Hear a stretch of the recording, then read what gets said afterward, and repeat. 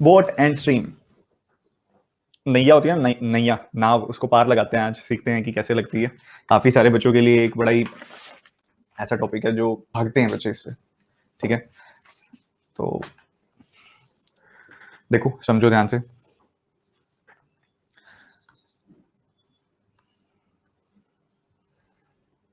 इस टॉपिक को शुरू करने से पहले ना आप एक बेसिक सी अंडरस्टैंडिंग हम यहाँ पे रखेंगे, रियल टाइम सिचुएशन को देखेंगे। यहाँ पे आप सभी ने कभी ना कभी एस्केलेटर पे पैर जरूर रखा होगा, जो स्वचालित सीढ़ियां होती हैं, जो अपने आप चलती रहती हैं, जो अक्सर metro station, railway station and malls में देखी जाती हैं। स्वचालित सीढ़ियां, एस्केलेटर्स। नहीं भी रखा तो देखी तो होंगी सबने, टीवी में देखी होंगी या मोबाइल में देखी होंगी। तो आप सबने उसे देखा। मान लो एक सिचुएशन में तुम्हारे सामने रखता हूं जिसमें ये सीढ़ियां ऊपर की तरफ जा रही हैं, ठीक है। अगर ये सीढ़ियां ऊपर की तरफ जा रही हैं और यहां पे मान लेते हैं हम, ये हैं भोला राम जी। भोला राम जी यहां खड़े हैं, भोला राम जी आराम से खड़े हैं, सीढ़ियां उनको ऊपर लेके जा रही हैं, बहुत बढ़िया। कोई उनसे पूछे कि भोला राम जी की क्या स्पीड है, तो भोला राम जी की वही स्पीड होगी जो उस एस्केलेटर की स्पीड होगी, जो उस स्वचालित सीढ़ियों की जो स्पीड होगी, जो गति होगी, वही भोला राम जी की गति होगी, क्योंकि भोला राम जी ऐसे करके खड़े हैं उसके ऊपर, ठीक है। सीढ़ियां उनको ऊपर लेके जा रही हैं, वो नहीं चल रहे, ठीक है, अच्छी बात है। मान लो भोला राम जी को ऊपर पहुंचना है जल्दी से, ऊपर मतलब इस फ्लोर पे, जिस फ्लोर पे ये लेके जा रही है, यहां पहुंचना है। तो उन्होंने क्या सोचा कि चलो मैं भी दौड़ता हूं, मैं भी चलना शुरू कर देता हूँ। जल्दी थी ना उनको, जल्दी थी, तो सीढ़ियां तो चल ही रही थी, भोला राम जी ने भी चलना शुरू कर दिया। तो अब सीढ़ियां भी चल रही हैं, भोला राम जी भी चल रहे हैं। कुछ डिस्टेंस सीढ़ियां कवर करा रही हैं उनको, कुछ डिस्टेंस भोला राम जी खुद कवर कर रहे हैं। तो मान लो कि इन सीढ़ियों की स्पीड है एस, भोला राम जी की स्पीड है पी। तो अगर भोला राम जी भी ऊपर जा रहे हैं, सीढ़ियां भी ऊपर जा रही हैं, तो सीढ़ियां उनको मदद कर रही हैं ऊपर ले जाने में, सीढ़ियां उनको मदद कर रही हैं ऊपर ले जाने में।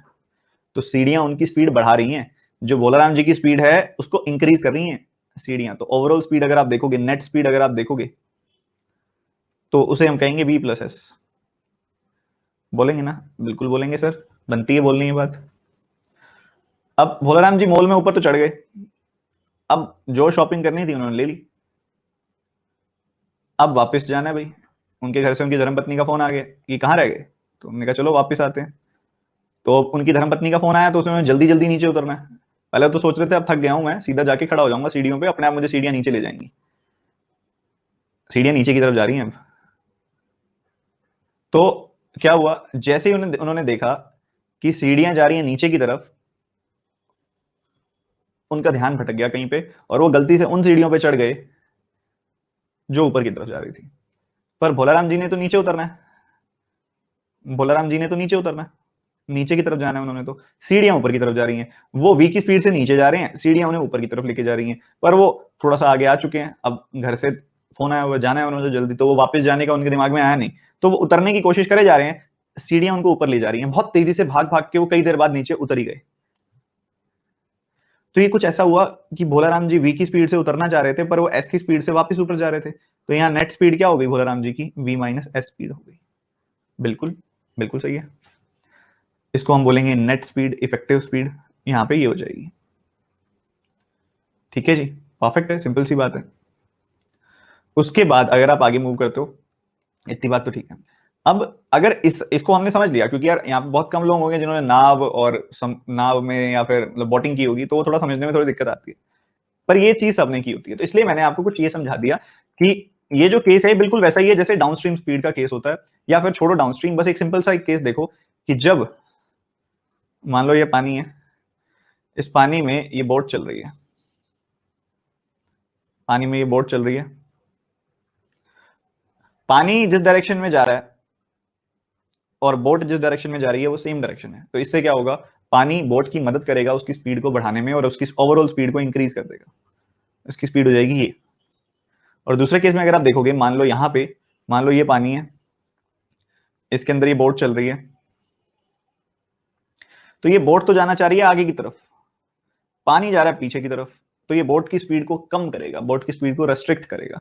तो यहाँ पे v माइनस एस की स्पीड होगी, वो v की स्पीड से बोट तो आगे जाना चाहती है, एस की स्पीड से बोट उसको, ये स्ट्रीम उसको पीछे धकेल रही है, तो ये नेट स्पीड उसकी बनेगी v माइनस एस। अब इनके कुछ नाम भी होते हैं, जैसे कि इसका नाम होता है डाउन स्ट्रीम। बट सर नाम याद कैसे रखेंगे, नाम याद रखने में तो प्रॉब्लम है। हिंदी में इसे कहते हैं अनुप्रवाह। हिंदी में याद करना आसान है, अनु का मतलब होता है साथ, प्रवाह के साथ। ठीक है, तो यहाँ पे down stream speed, down stream याद कैसे रखेंगे, कैसे, सोच के देखो। तुम अपने घर में छत पे जाते हो और छत से नीचे आते हो। छत से जब तुम नीचे आते हो, जब तुम्हारी स्पीड तेज होती है क्योंकि ग्रेविटी तुम्हें हेल्प करती है, तो तुम्हारा जोर कम लगता है उतरने में। नीचे आते हो तो स्पीड ज्यादा होती है ना, ये स्पीड ज्यादा है ना, इस स्पीड के कंपैरिजन में ये स्पीड ज्यादा है ना। तो ज्यादा स्पीड कब होती है, जब हम नीचे आते हैं, जब डाउन आते हैं, डाउन स्ट्रीम, अनुप्रवाह। वैसे ही जब ऊपर जाते हो, तो घुटने तो वैसे तुम्हारे जवाब दे चुके हैं, जब तुम ऊपर जाते हो तो हिम्मत लगती है, ऊपर जाने में फिर स्पीड कम होती है। तो वो जो कम स्पीड होती है, तो इसलिए ऊपर जाते हुए होती है ना कम स्पीड, तो ये रही कम स्पीड, ऊपर जाते हुए, अप जाते हुए, तो ये अप स्ट्रीम हो गया। तो यहाँ पे कुछ नॉर्मल सी टर्म्स हैं जिसका पता होना चाहिए कि भाई ये जो v होता है वो क्या होता है, s होता है वो क्या होता है, v प्लस एस क्या होता है, और v माइनस एस क्या होता है। v होता है speed of boat in still water, मतलब अगर पानी स्थिर है, पानी रुका हुआ है, तो रुके हुए पानी के अंदर जो स्पीड ऑफ बोट होगी वो क्या होगी। क्योंकि अगर आपने असल में स्पीड नापनी है, मेजर करनी है कि बोट की क्या स्पीड है, तो उसके लिए पानी रुका हुआ होगा तभी मेजर कर पाओगे। पानी भी चल रहा है तो फिर तो आप इफेक्टिव स्पीड आपको मिलेगी ना बोट और पानी की, या तो ये मिलेगा या ये मिलेगा। अगर आपने वी की वैल्यू कैलकुलेट करनी है, मान लो किसी इंसान की ड्यूटी लगा दी आपने कि भाई ऐसे करो, कैलकुलेट करो कि वी, इस बोट की खुद की स्पीड कितनी है, तो उसके लिए तो वो उसको क्या कहेगा, ऐसे कर स्थिर पानी में, रुके हुए पानी में बोट चला, जो वहां पे तेरी स्पीड होगी वही तेरी बोट की स्पीड होगी। इसलिए इसको बोला जाता है speed of boat in still water. S किसको बोला जाता है, एस होता है स्पीड ऑफ स्ट्रीम। और ये दो मैं आपको बता चुका हूं, ये होते हैं डाउन स्ट्रीम स्पीड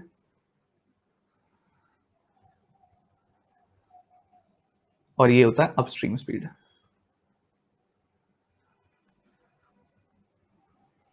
क्या यहां तक हर बच्चे को अंडरस्टैंडिंग हो चुकी है जो दी है, यहां तक हर बच्चे को अंडरस्टैंडिंग हो चुकी है जो मैं बताना चाह रहा हूं। शाबाश, बहुत बढ़िया। एस का कोई फॉर्मूला नहीं होता बच्चों, सिर्फ अंडरस्टैंडिंग। देखो एस कोई फॉर्मूला, कोई ये कोई यहाँ पे डिफरेंशिएशन इंटीग्रेशन थोड़ी लगानी है कि कोई एस का फॉर्मूला होता है, नहीं भाई, एस की स्पीड है। तुम समझ क्यों नहीं रहे मेरी बात को।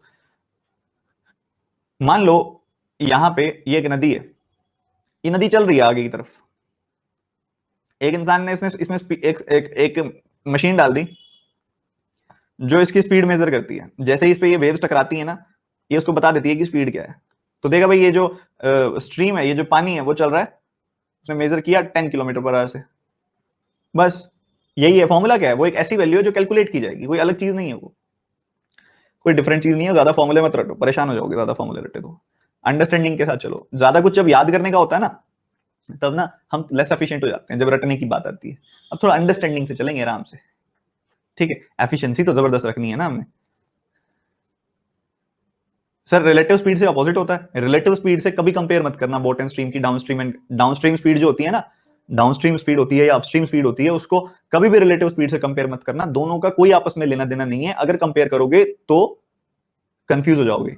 उसको जिस तरीके से समझाया था उसको उसी तरीके से समझो, इसको जिस तरीके से समझाया इसको इसी तरीके से समझो। आपस में कोई जोड़ मत बनाओ कि सेम साइड है तो ऐसे करूंगा, इधर ऐसे करूंगा, ऐसा कुछ मत करना। जो बच्चे कह रहे हैं डिड नॉट अंडरस्टैंड, देखो मैं खुद को भी जानता हूं और तुमको भी जानता हूं कि मैंने कैसे समझाया है और तुम कितनी लेट आए हो, ठीक है। और कुछ मजे भी ले रहे हो। इस तरीके से ना मैं एक छोटे से बच्चे को भी समझा दूं ना, छोटे से बच्चे को, वो भी कहे सर ये क्या है, मैं भी बैंक का पेपर निकालता हूं, बस एलिजिबल हो जाऊं, क्लास 6 के पेपर हो जाए मेरे, ठीक है। नालायको, लेट आते हो तुम, फिर कहते हो सर डिड नॉट अंडरस्टैंड, समझ नहीं आया।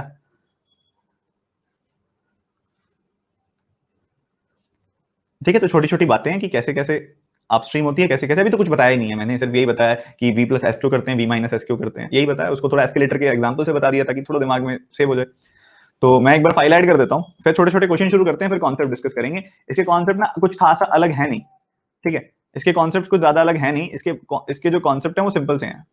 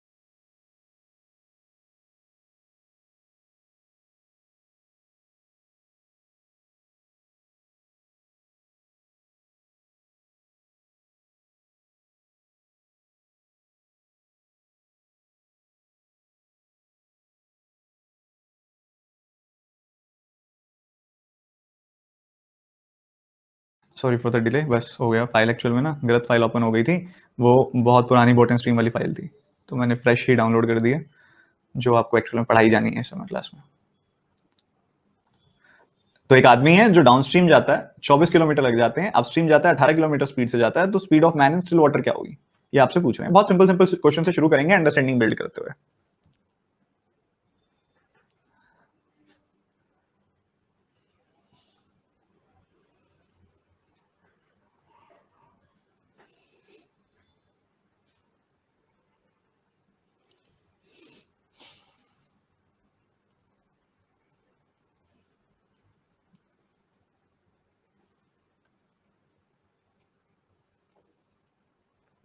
कह रहा है कि a man can row downstream at this speed, मतलब ये डाउनस्ट्रीम स्पीड है। डाउनस्ट्रीम मतलब v प्लस एस, ज्यादा वाली है ना डाउनस्ट्रीम, तो v प्लस एस 24।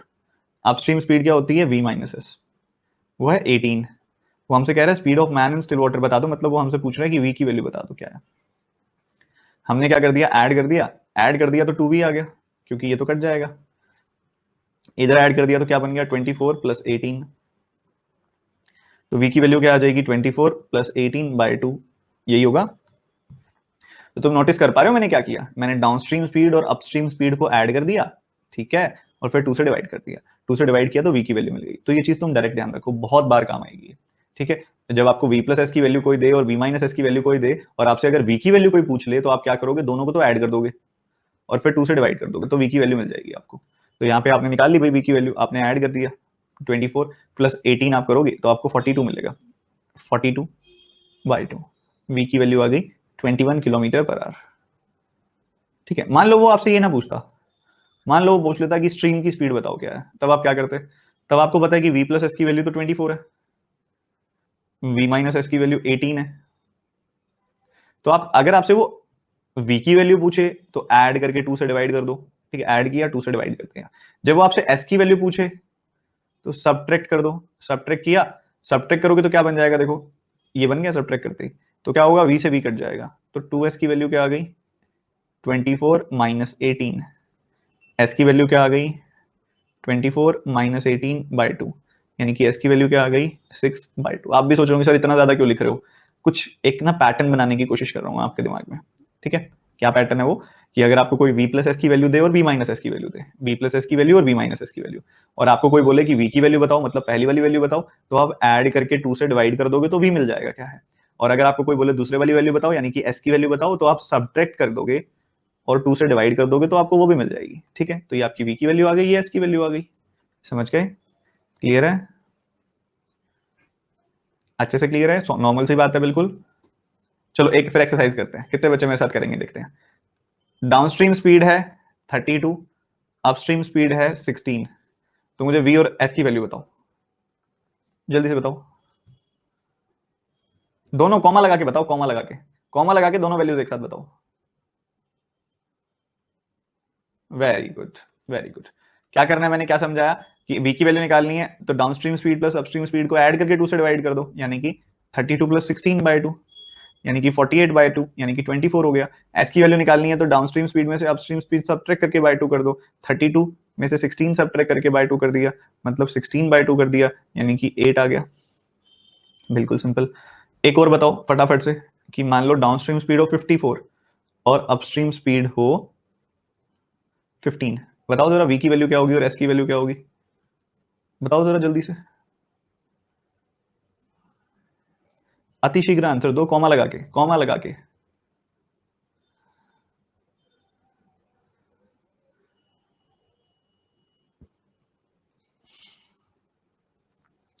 शाबाश। देखो v क्या होगा, d प्लस यू बाई 2, तो ये क्या आएगा 54 प्लस 15 बाई 2, वो क्या होता है, वो होता है 69 बाई 2, यानी कि 34.5। इसको अगर आप देखोगे ये है d minus you by 2, 54 minus 15 by 2, 54 में से 14 जाता 40 आता, एक और चला गया मतलब 39 आएगा, 39 बाई 2, 39 का आधा किया 19.5 आ गई बच्चों वैल्यू। तो v की वैल्यू 34 और s की वैल्यू 19.5। ठीक है जी, एक लास्ट और करते हैं फिर आगे बढ़ जाएंगे हम। d की वैल्यू 108 और u की वैल्यू 64, बताओ जरा, v की वैल्यू क्या होगी और s की वैल्यू क्या होगी? जल्दी से बताना, देर मत लगाना।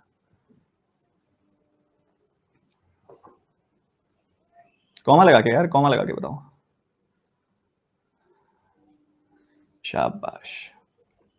क्या करना है भाई, v की वैल्यू निकालते समय d प्लस यू बाई 2 कर देना, यानी कि इन दोनों का सम कर दिया, इन दोनों का सम कर दिया, तो 160 प्लस 12 यानी कि 172 बाई 2 हो गया। 172 किसका डबल होता है? 86 का, तो ये 86 बन गया बच्चों। अब d माइनस यू बाई 2 करना है तो 44 बाई 2 हो जाएगा। 44 बाई 2 हो गया मतलब 22 हो जाएगा। तो ये दोनों वैल्यूज आपके पास बहुत सिंपल साधारण तरीके से आ गई। अब थोड़े से अलग तरीके के सवाल बनाते हैं, थोड़े से अलग लेवल के सवाल बनाते हैं। हाँ सिंपल ही है, अभी शुरू के सवाल सारे सिंपल हैं।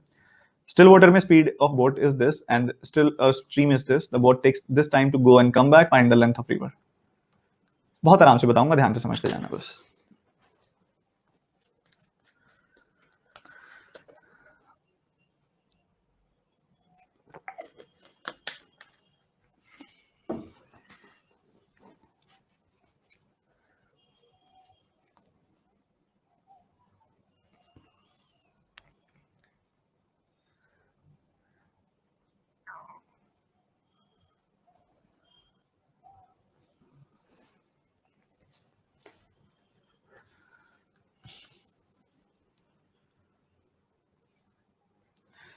देखिए समझिए ध्यान से, वो कह रहा है कि speed of boat in still water is 17, मतलब v की वैल्यू है 17 और s की वैल्यू कितनी है? 5 है। s की वैल्यू है 5, तो v प्लस s की वैल्यू क्या होगी? आपकी स्पीड जो डाउनस्ट्रीम की होगी वो क्या होगी? 22, और v माइनस s क्या होगा? 12। सिंपल, ये छोटी छोटी बातें हमने देख ली। अब वो हमको पता क्या कह रहे हैं? वो हमको कह रहे हैं कि एक इंसान है, एक बंदा है, वो एक रिवर में ट्रेवल कर रहा है। वो एक रिवर में पहले जाता है फिर वापस आता है, ठीक है। एक रिवर की ना एक ऑब्वियसली एक प्रॉपर्टी होती है जो नए बच्चे एकदम से डिकोड नहीं कर पाते, पुराने बच्चों को तो समझ आ जाती है ये चीज, नए बच्चे कहते हैं सर ये तो नहीं हमने देखा था।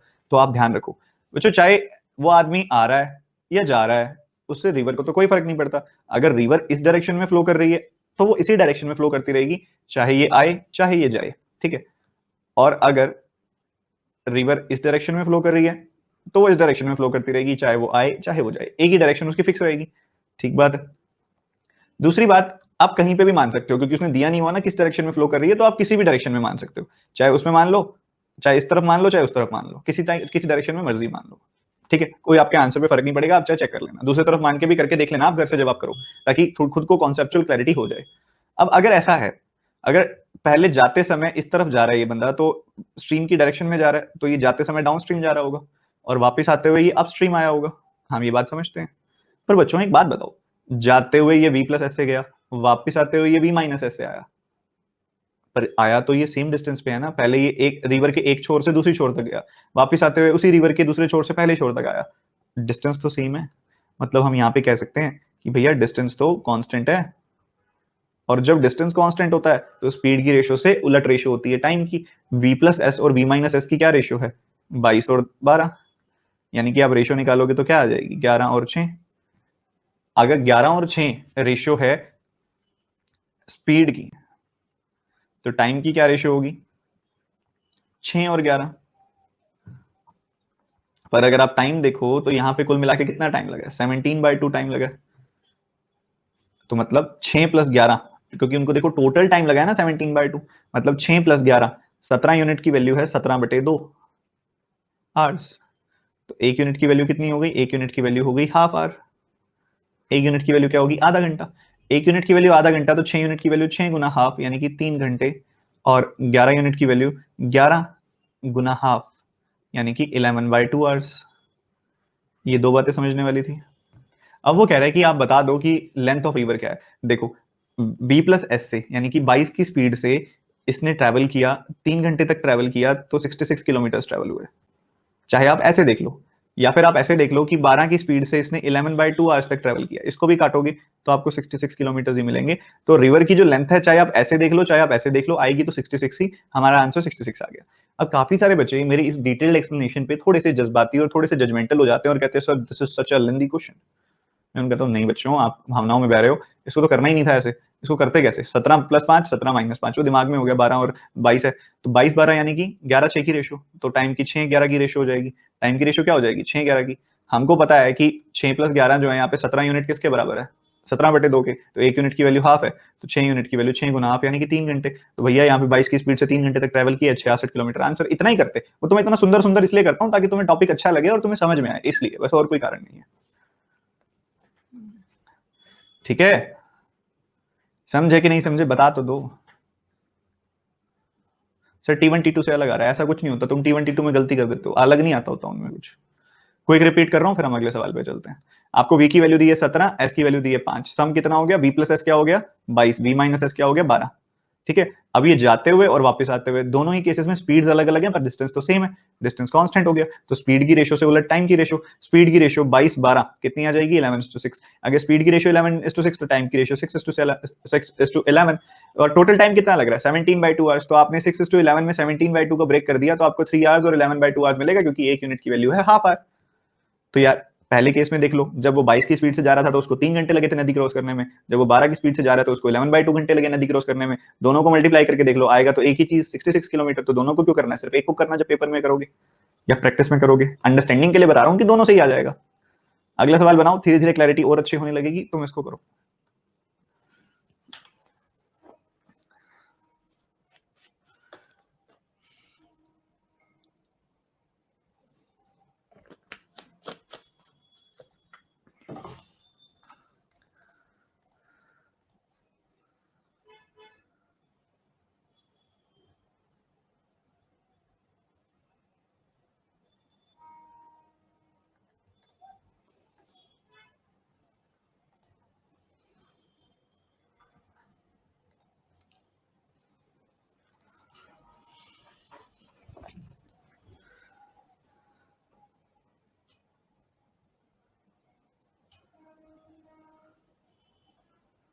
ये जो छोटे छोटे क्वेश्चन होते हैं ना, ये आपकी कॉन्सेप्चुअल क्लैरिटी के लिए होते हैं, ठीक है। इन छोटे छोटे सवालों से हम इतना तैयार हो जाते हैं कि बड़े सवाल बड़े आराम से बना पाते हैं। देखो 18 किलोमीटर जाने में लगे 1.5 घंटे, 18 किलोमीटर जाने में लगे 1.5 घंटे, तो स्पीड निकाल सकते हैं हम यहाँ से, निकाल तो सकते हैं। 6 किलोमीटर जाने में लगे 20 मिनट, 20 मिनट का मतलब क्या होता है 1/3 आवर। ठीक है जी, दोनों बातें बहुत अच्छी हैं, तो दोनों बातें बहुत अच्छी हैं। तो अब यहाँ पे अगर आप देखोगे तो यहाँ पे सीधा काट दूं मैं 12 गुना, और ये बन गया 18, इधर से आया 12, इधर से आया 18। ये 12 क्या है, एक स्पीड है जो कि अगेंस्ट द स्ट्रीम है, मतलब अप स्ट्रीम है। ये क्या है, अलोंग द स्ट्रीम है, विद द स्ट्रीम है, मतलब डाउन स्ट्रीम है। ठीक है जी, बहुत अच्छी बात है। तो v + s की वैल्यू हो गई 18, v - s की वैल्यू हो गई 12। हमने क्या बताना है, हमने इतने डिस्टेंस तक भेजना है, वो भी स्टिल वाटर में। तो ऐड कर दिया, इनको ऐड कर दिया, क्योंकि हमने v की वैल्यू निकालनी थी, ऐड करके 2 से डिवाइड कर दिया। v की वैल्यू कितनी आ गई 15।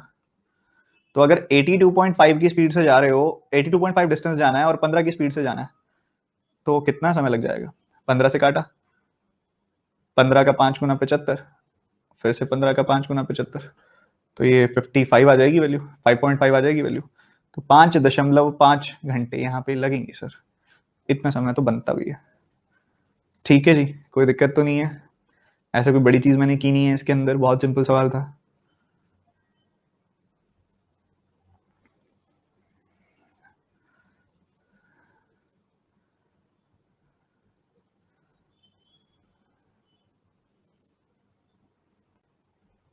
सर खुद से नहीं हो रहा, तो आप जल्दी कर रहे हो ना अभी खुद से करने की, कोई बात नहीं, अंडरस्टैंडिंग कर लो, बस समझ लो, होने लगेगा खुद से। जल्दी मत करो, परेशान मत हो, अपने ऊपर प्रेशर बिल्डअप करोगे इससे। बस आपकी अभी ये जिम्मेदारी होनी चाहिए कि मैं क्लास ये सवालों को अच्छे से समझूं, सर ने ऐसे क्यों किया ये मुझे पता हो, वैसे क्यों ना किया ये भी पता हो, और रिवाइज मैं अच्छे से कर रहा हूँ।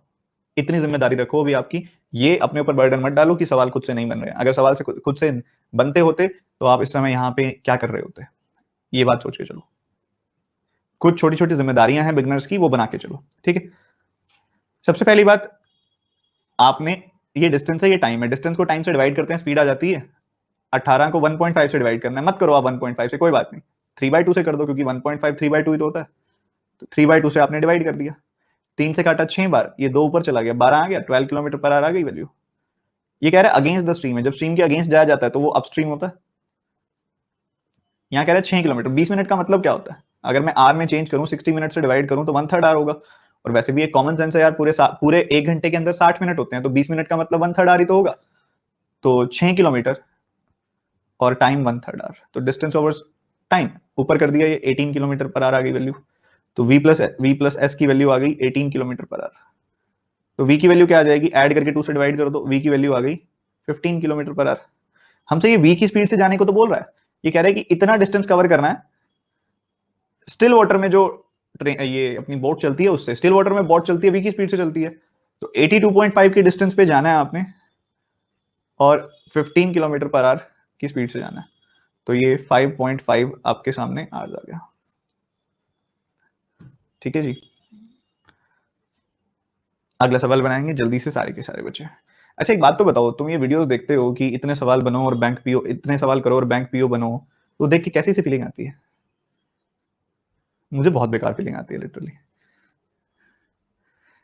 अगर इतने सवाल करने से बैंक पीओ बन जाते, वो भी प्री लेवल सवाल करने से, तो रिजल्ट आने के बाद फिर आपके पास बच्चे तो दिखते नहीं है।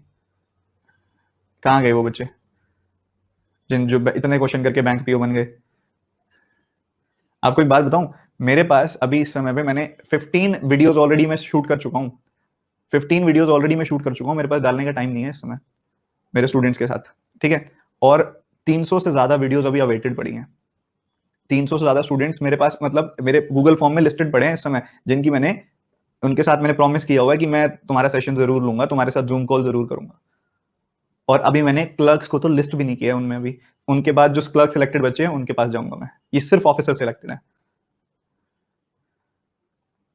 तो मेहनत कई बार मतलब देख के बड़ा अजीब लगता है ना यार, मतलब ऐसे बच्चे गुमराह हो जाते हैं। मैं कभी ना किसी दूसरे टीचर के बारे में नेगेटिव बात नहीं करता, आपने ये चीज मेरे पास नोटिस की होगी, बट ऐसी चीज करने से जिससे बच्चे का नुकसान होता हो ना, फिर मेरे को गुस्सा बहुत आता है उससे कि ऐसे मत करो यार, जो तुम्हारे पास पढ़ने आए हैं वो भी होप लेके आए हैं।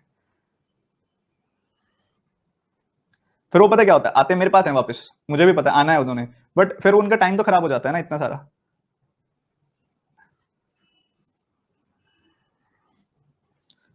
एक बोट स्टिल वाटर में 14 किलोमीटर पर आवर की स्पीड से जा रही है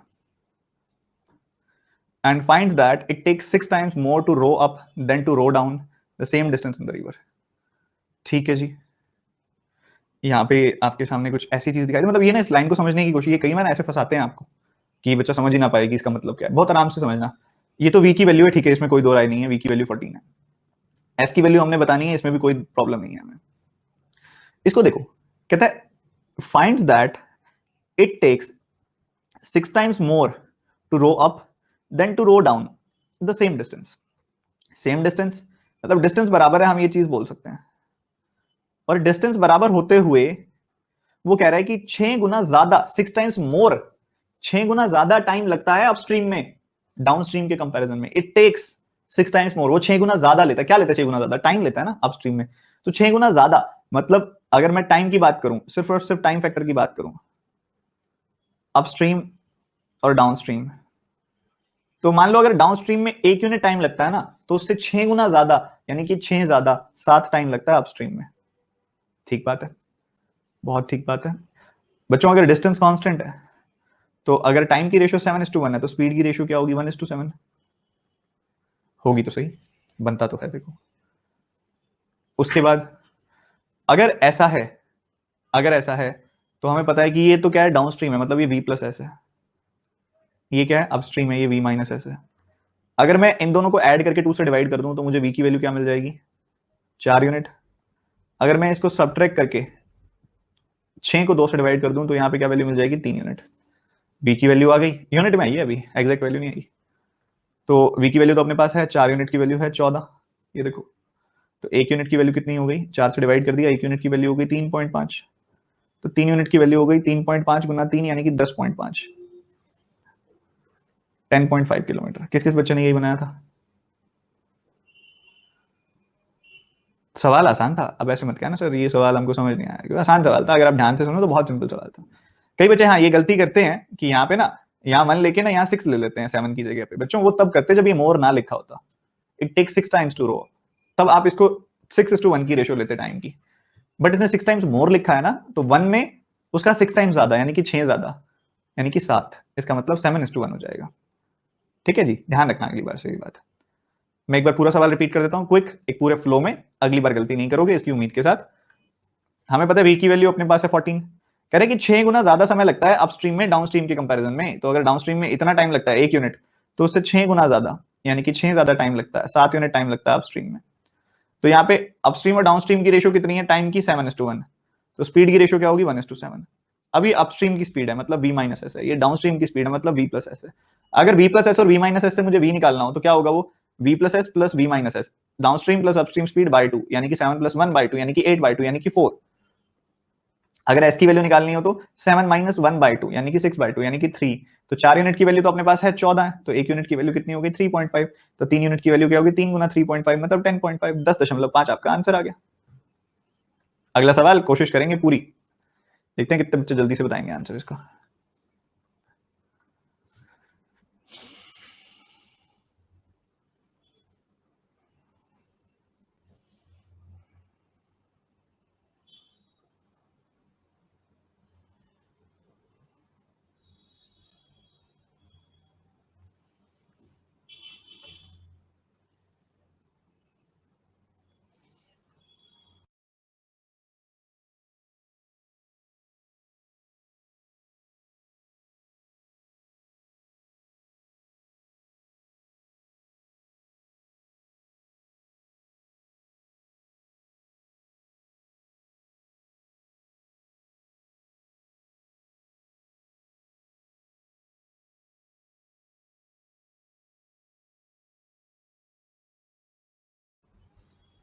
देखो समझो ध्यान से, सब ध्यान से सुनेंगे मेरी बात को, कि जो समय लगता है एक बोट को कोई डिस्टेंस कवर करने में डाउनस्ट्रीम में वो 60 घंटे हैं, और जो समय लगता है कुछ और डिस्टेंस कवर करने में अपस्ट्रीम में वो 44 घंटे हैं।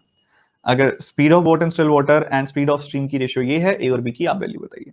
सबसे पहले बच्चों ये आप देखो, स्पीड की रेशियो आपके पास है, वी और एस की रेशियो है आपके पास, मतलब 8 और 3, 8:3 की रेशियो है। तो v प्लस एस क्या है? 8 प्लस 3 यानी कि 11।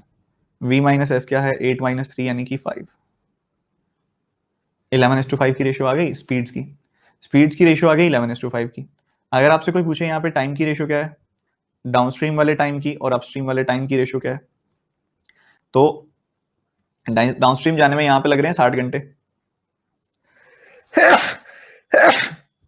सॉरी, डाउनस्ट्रीम जाने में लग रहे हैं 60 घंटे, अपस्ट्रीम जाने में लग रहे हैं 44 घंटे। तो यहाँ पे आपने 4 से कैंसिल किया, 15-11 की रेशियो यहाँ पे आ गई। अब अपने पास डाउनस्ट्रीम की स्पीड है, अपने पास डाउनस्ट्रीम का डिस्टेंस है, सॉरी डाउनस्ट्रीम का डिस्टेंस ली थी, नहीं नहीं टाइम, डाउनस्ट्रीम का टाइम है, स्पीड भी है टाइम भी है, डिस्टेंस कैसे आता है, डिस्टेंस कैसे निकाला जाता है? स्पीड इनटू टाइम करके।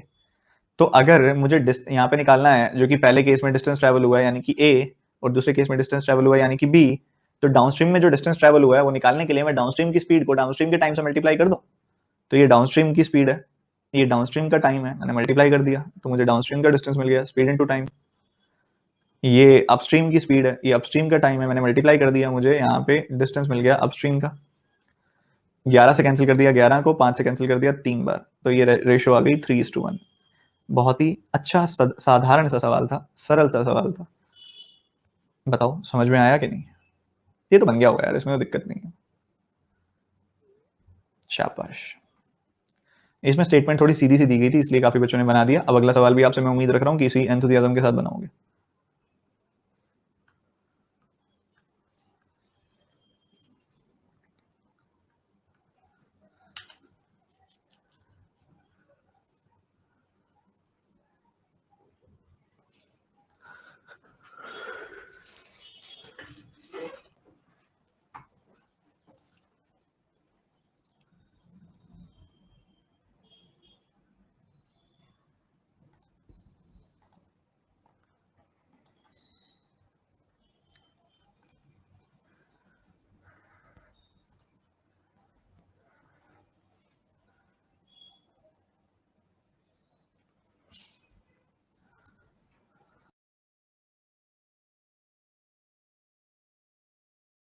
सर क्या सवाल देते हो यार आप, सीधा आंसर है कैन नॉट बी डिटरमाइंड। क्योंकि मैं बताता हूँ, देखो क्यों, देखो सिंपल सी बात करता हूँ मैं, ज्यादा कोई वो नहीं। अब v है आपके पास, एक s है आपके पास, दो चीजें हैं, तो स्पीड ऑफ डाउनस्ट्रीम क्या होगी? v प्लस एस, और स्पीड ऑफ अपस्ट्रीम क्या होगी? v minus S. तो अभी आप देखो, ये पहले 84 किलोमीटर पर आवर से जा रहे हैं, 84 किलोमीटर पर आवर से जा रहे हैं v प्लस एस की स्पीड से। तो डिस्टेंस ओवर स्पीड टाइम का पता लग गया कि डाउनस्ट्रीम में कितना टाइम लगेगा।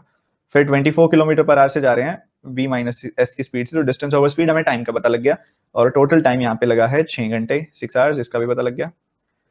इतना हमें दे दिया। फिर हमसे पता क्या पूछ रहे हैं, फिर पूछ रहे हैं 8 किलोमीटर 28 किलोमीटर का बता दो कि उसमें कितना टाइम लगेगा। अरे भैया, दो वेरिएबल, एक इक्वेशन दी है तुमने, मैं कैसे सॉल्व करूं? मुझे एक और इक्वेशन चाहिए थी। दो वेरिएबल की एक और इक्वेशन दे देते, मैं सॉल्व कर देता। दो वेरिएबल दो इक्वेशन सॉल्व हो जाती, वी की वैल्यू आ जाती, एस की वैल्यू आ जाती, बात खत्म हो जाती। तो मैं यहाँ नहीं कर पाऊंगा, आंसर हो गया can not be determined. Majority ये सोच के can not be determined mark कराती है, और वहां पे आपको फर्स्ट ऑप्शन मिलता है can not be determined. Mark किया, घर गए खुशी के मारे, फूले नहीं समारे। ठीक है, पर प्रॉब्लम हो गई ना, गलत हो गया सवाल। क्यों? आपने क्या बताना है? आपने बताना है 28 किलोमीटर डाउनस्ट्रीम, मतलब इसमें, और 8 किलोमीटर अपस्ट्रीम, मतलब इसमें कितना समय लगेगा, यही बताना है ना। जरा एक काम करो, जरा एक काम करो, इसको हटा दो एक बार। ये जो ऊपर नंबर देख पा रहे हो तुम, ये दोनों नंबर्स है ना, इन दोनों नंबर्स को थोड़ा ध्यान से नोटिस करो, थोड़ा ध्यान से नोटिस करो।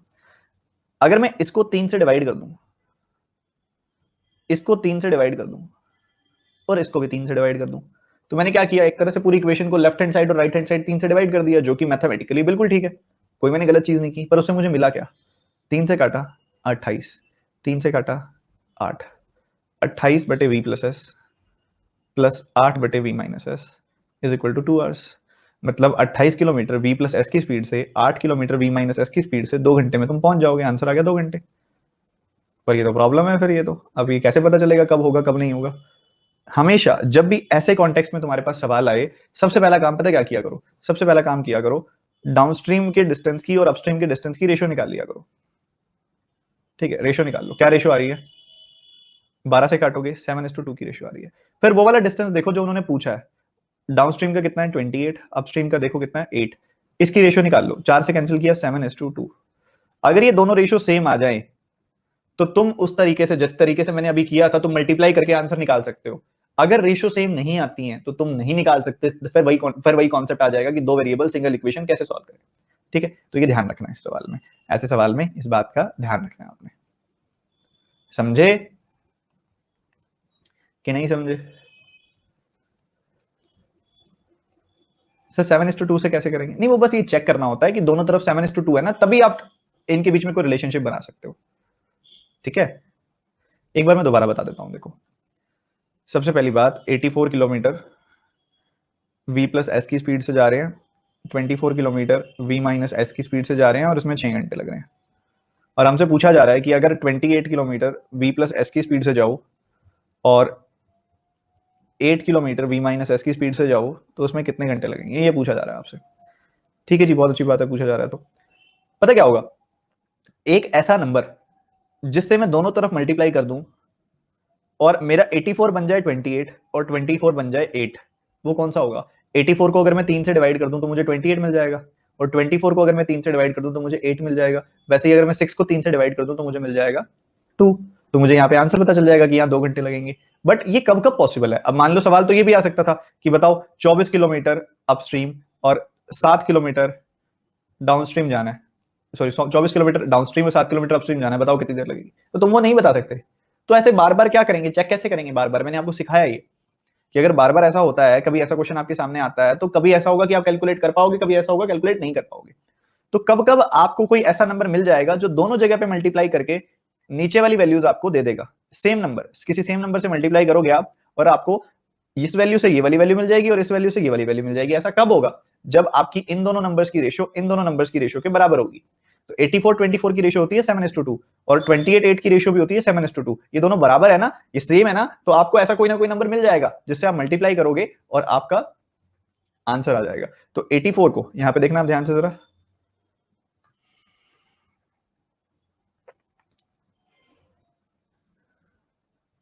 अगर मैं 84 को 3 से डिवाइड कर दूं,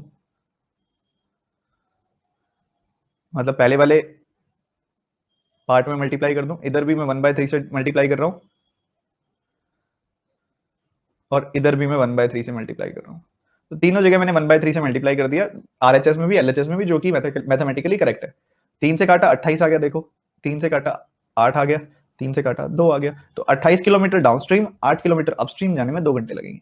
ठीक है, ये आप इधर से डायरेक्टली कर सकते थे। बट अगर यही सवाल आ जाता आपका कुछ इस तरीके से कि 8 किलोमीटर की जगह मान लो मैं 12 किलोमीटर पूछ लेता, तो आप ना बता सकते। क्यों? क्योंकि अब 12 और 28 की रेशो वो नहीं आएगी जो 24 और 84 की आने वाली है। ठीक है, अगला सवाल।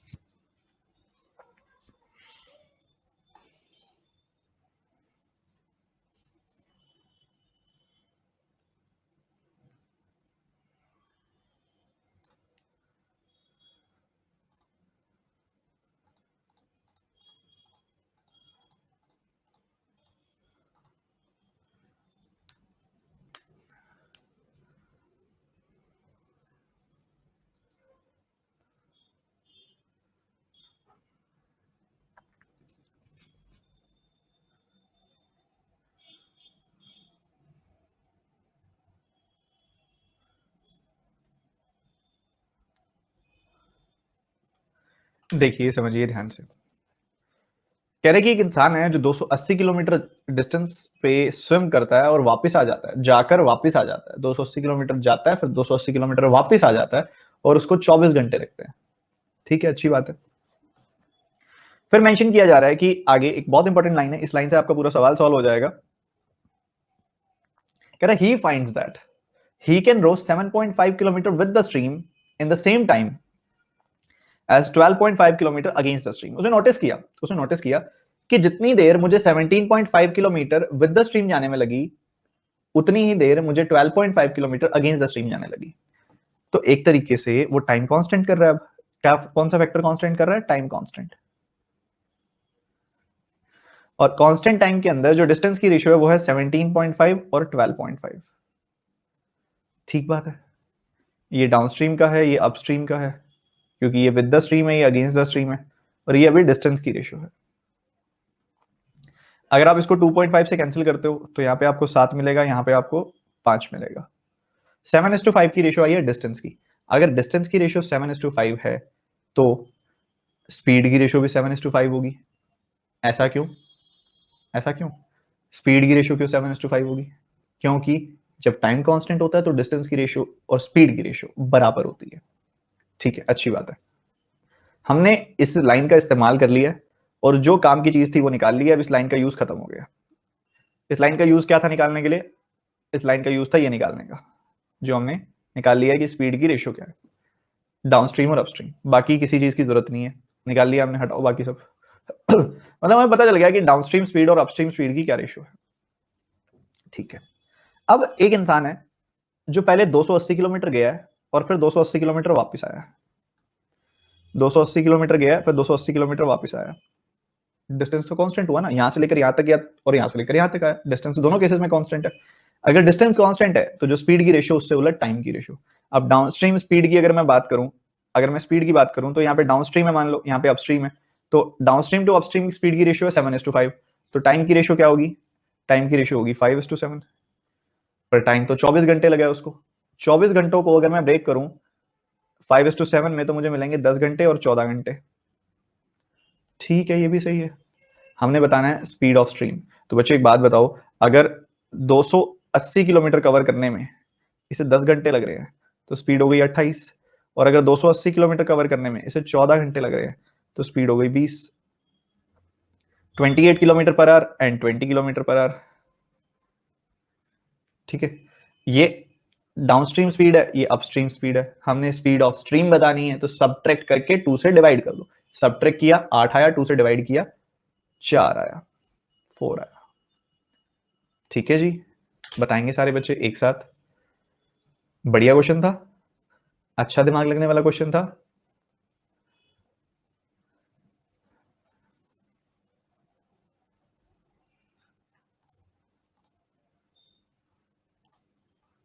दो बार देखो, दो अलग अलग कॉन्टेक्स्ट है ना, उसमें निकाल सकते हैं जो निकालना हुआ। ठीक है, दो अलग अलग कॉन्टेक्स्ट है, हमने निकाल लिया। 10 घंटे और 14 घंटे आ गए यहाँ पे। कुछ अगर ऐसे 10 और 14 क्या है, अरे बच्चों जाते हुए 5 यूनिट टाइम लगा, वापस आते हुए 7 यूनिट टाइम लगा, तो टोटल टाइम कितना लगा, 12 यूनिट। पर ये तो कह रहा है कि टोटल टाइम 24 घंटे लगा, तो 12 यूनिट की वैल्यू 24 घंटे, तो 1 यूनिट की वैल्यू 2 घंटे, 5 यूनिट की वैल्यू 5 गुना 2 घंटे, और 7 यूनिट की वैल्यू 7 गुना 2 घंटे। मतलब डाउन स्ट्रीम जाते हुए 10 घंटे लगे, अप स्ट्रीम जाते हुए 14 घंटे लगे। दोनों जगह पे 280 किलोमीटर हम गए हैं, तो दोनों जगहों पे हम स्पीड बता सकते हैं, दोनों जगहों पे स्पीड बता सकते हैं। ये v प्लस एस है, ये v माइनस एस है, तो दोनों को ऐड करके, दोनों को सब्ट्रैक्ट करके 2 से डिवाइड कर दूंगा तो s की वैल्यू मिल जाएगी, जो कि मिल गई है 4 है। ठीक है, बहुत ही अच्छा सवाल था यार ये, बहुत अच्छा सवाल था। तो एक बार दोबारा देख लो, समझ आएगा सब बच्चों को, ध्यान से सुनना बस। तो यहाँ पे अगर आप देखो ध्यान से समझो, 17.5 है, 12.5 है, ये अपने को दिया हुआ है कि कांस्टेंट टाइम में डिस्टेंस कवर्ड की रेशो। ये रेशो हमने निकाली 17.5 और 12.5 की, मुझे मिली 7.5। अगर डिस्टेंस कांस्टेंट है तो ये, अगर सॉरी अगर टाइम कांस्टेंट है और ये अगर डिस्टेंस की रेशो है, तो जब टाइम कांस्टेंट होता है तो डिस्टेंस की रेशो और स्पीड की रेशो बराबर होती है, तो यही स्पीड की रेशो भी होगी। अपने को स्पीड की रेशो चाहिए थी, मिल गई। ठीक है, अब ये ऊपर वाले केस में अगर आप देखोगे, अगर आप ऊपर वाले केस में देखोगे, ये बंदा 280 किलोमीटर गया और 280 किलोमीटर वापस आ गया, तो आते जाते डिस्टेंस कांस्टेंट, आते जाते डिस्टेंस कांस्टेंट, तो स्पीड की रेशो से उलट टाइम की रेशो। अगर स्पीड की रेशो 7:5 तो टाइम की रेशो 5:7, तो टोटल टाइम कितना लगा, 24 घंटे। 24 घंटों को 5:7 में ब्रेक कर दो, 10 घंटे और 14 घंटे आ जाएगी वैल्यू। तो पहले वो 280 किलोमीटर कवर करने में 10 घंटे लगाता है, फिर वो 280 किलोमीटर कवर करने में 14 घंटे लगाता है। तो यहाँ पे उसको 28 की स्पीड है, यहाँ पे उसकी 20 की स्पीड है। ठीक है, 28 है v प्लस एस की वैल्यू, 20 है v माइनस एस की वैल्यू, तो सब्ट्रैक्ट करके 2 से डिवाइड करोगे तो 4 unit value, 4 kilometre per hour value आ जाएगी, जो कि एस की वैल्यू होगी। अगला सवाल बनाएंगे सारे के सारे बच्चे एक साथ।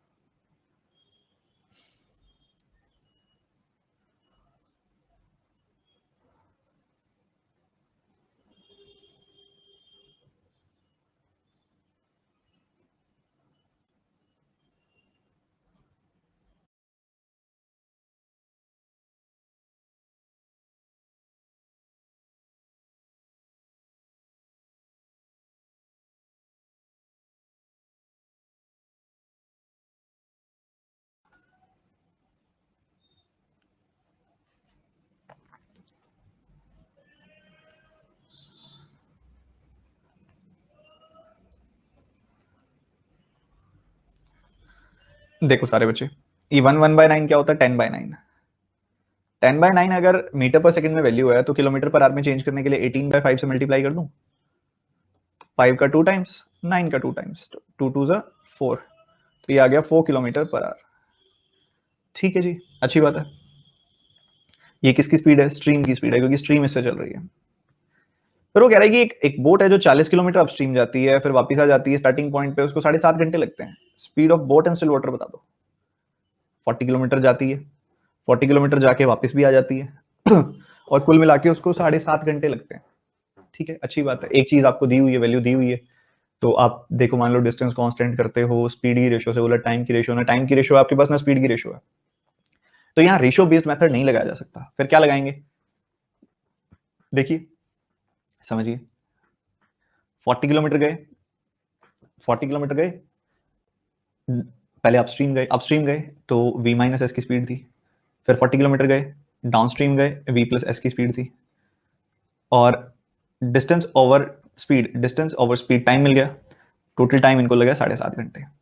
ठीक है, अपने पास s की वैल्यू है कि s की वैल्यू 4 है, अपने पास है। इधर s की वैल्यू है 4, इधर s की वैल्यू है 4। ठीक है, हमने निकालनी है v की वैल्यू। अब हमारे पास ऑप्शन है कि हम इसको एक इक्वेशन बना दें या थोड़ा सा स्मार्ट बन जाए। ठीक है, अगर हम v की वैल्यू गैस करते हैं या यहाँ से पुट करते हैं, देखो पुट करने वाला तरीका तो मैं बताऊंगा नहीं। ठीक है, पुट मत करो। ठीक है, हम यहाँ पे अंदाजा लगाएंगे कि इस वैल्यू तक जाने के लिए हमें v को क्या रखना चाहिए, क्योंकि ये नंबर कटना चाहिए। बट एक बात का ध्यान रखना, जब जब यहाँ पे डेसिमल होगा ना, डेसिमल होगा तो इस नंबर को काटने की बहुत सारी पॉसिबिलिटी बनेगी। देखो, इंटीग्रल पॉसिबिलिटीज बनाना आसान है कि काटो और इंटीजर आए, काटो और इंटीजर आए, सम इंटीजर आए, वो पॉसिबिलिटीज बहुत ही गिनती की होती हैं। बट अगर आप देखो काटो तो डेसिमल में आए तो फिर तो एक एक पॉसिबिलिटी देखनी पड़ेगी, हर एक वैल्यू से आएगा डेसिमल में। तो सबसे पहले काम पता है क्या किया करो, राइट साइड में कोई डेसिमल मत छोड़ो। अगर तुमने गेस वर्क करना है, थोड़ा सा दिमाग लगा के सोचना है कि वी की जगह पे क्या आ सकता है, तो 7.5 यहाँ पे कोई डेसिमल मत छोड़ो, इसको इंटीजर बना दो। तो 7.5 में से डेसिमल कैसे हटाऊं, या तो मैं 10 से मल्टीप्लाई करूं या 2 से। 2 छोटा है, 2 से कर देते हैं। तो इसको 2 से कर दो, इसको 2 से किया तो इसको भी 2 से कर दो, और इसको भी 2 से कर दो। ठीक है, इक्वेशन सॉल्व करने की बात है बस ये। तो ये 80 हो गया, ये 80 हो गया, और ये 15 हो गया। 80 80 15, ये वैल्यू आ गई अपने पास। ठीक है, अब देखा जाए तो हमारे पास दो नंबर्स हैं जो हमने काटने हैं, और हमें सम चाहिए 15। ठीक है, सम चाहिए 15। रैंडम गैसेस कर लो, रैंडम गैसेस की मतलब यहाँ 80, ऐसे कोई दो नंबर सोचो जैसे कटता है, और जो यहाँ पे एक तरह से 8 के डिफरेंस पे होते हैं। सोचो 16 और 8 ही होंगे, और कौन से होने हैं, क्योंकि उन्हीं से ही जा रहा है नंबर। तो ये 16 हो गया, ये 8 हो गया। अगर तो 8 से काटा 10 गुना कट गया, 16 से काटा 5 गुना कट गया, बात खत्म। तो ये 15 का सम आ ही गया। तो वी माइनस 4 की वैल्यू अगर 8 है तो वी की वैल्यू हो गई 12। वी प्लस 4 की वैल्यू अगर 16 है तो भी वी की वैल्यू हो गई 12, तो वी की वैल्यू होगी 12। थोड़ा वैसे ही अंदाजा लगा लेंगे हम, इक्वेशन सॉल्व करने की जरूरत ही नहीं है। ठीक है, समझ गए? मेरी बात क्लियर है कि नहीं है? इजी ऑप्शंस है, छोड़ो ऑप्शंस वाइज नहीं करेंगे हम, ऑप्शन है ना, कई बार नन ऑफ दिस भी होगा। हम अपने आप को एक एक्सीलेंस में लेके जाएंगे, ये बहुत इजीली हो जाएगी चीजें। क्वाड्रेटिक से तो कर ही सकते हो, वो तो है ही फिर आपके पास। क्वाड्रेटिक से तो कर ही सकते हो, वो तो है ही आपके पास फिर।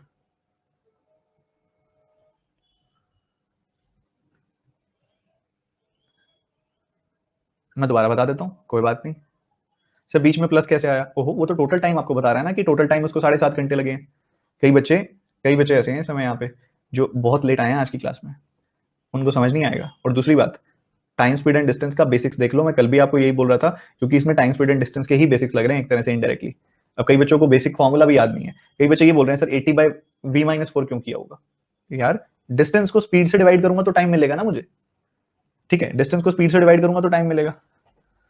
एक्सट्रीम चल रही है इस स्पीड से, ये क्या है 10/9, 10/9 मीटर पर सेकंड, किलोमीटर पर आवर में चेंज किया तो 4 किलोमीटर पर आवर आ गई वैल्यू। ये एस की वैल्यू है बच्चों, ये एस की वैल्यू है। अब एक बोट है जो 40 किलोमीटर अपस्ट्रीम गई और फिर वापस आ गई। कहाँ गई? 40 किलोमीटर अपस्ट्रीम गई और फिर वापस आ गई। वापस आ गई मतलब 40 किलोमीटर ही आ गई वापस। तो अपस्ट्रीम जाने का मतलब v माइनस एस की स्पीड से गई, तो इतना टाइम लगा होगा। फिर वो वापस आई होगी तो वो डाउनस्ट्रीम आई होगी, तो इतना समय लगेगा। तो जाने में इतना समय, वापस आने में इतना समय, तो टोटल इतना समय ऐड कर दिया, टोटल समय लगा 7.5। अब एस की जगह पे तुम रखना चाहो तो यहाँ पे रख सकते हो भाई, 4 रख दिया तुमने, ऑब्वियसली तुम्हारे पास वैल्यू है तो तुम रखोगे, तो ये आ गई वैल्यू। अब एक तुम्हारा तरीका है कि तुम इसे इक्वेशन से सॉल्व करो, तरीका है कि क्रॉस मल्टीप्लाई करो, इक्वेशन बनाओ, क्वाड्रेटिक बनाओ, सॉल्व करो।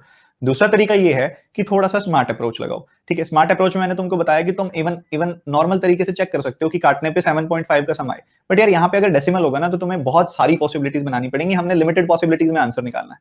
ठीक है, तो इधर से डेसिमल एलिमिनेट कैसे करोगे? या तो 10 से मल्टीप्लाई कर दो या 2 से। 2 छोटा नंबर है तो 2 से कर दिया, इसको 2 से किया तो इसको भी 2 से कर दो, इसको भी 2 से कर दो। यहाँ क्या बन गया 80, यहाँ बन गया 80, यहाँ बन गया 15, यहाँ बन गया 80, यहाँ बन गया 80, यहाँ बन गया 15।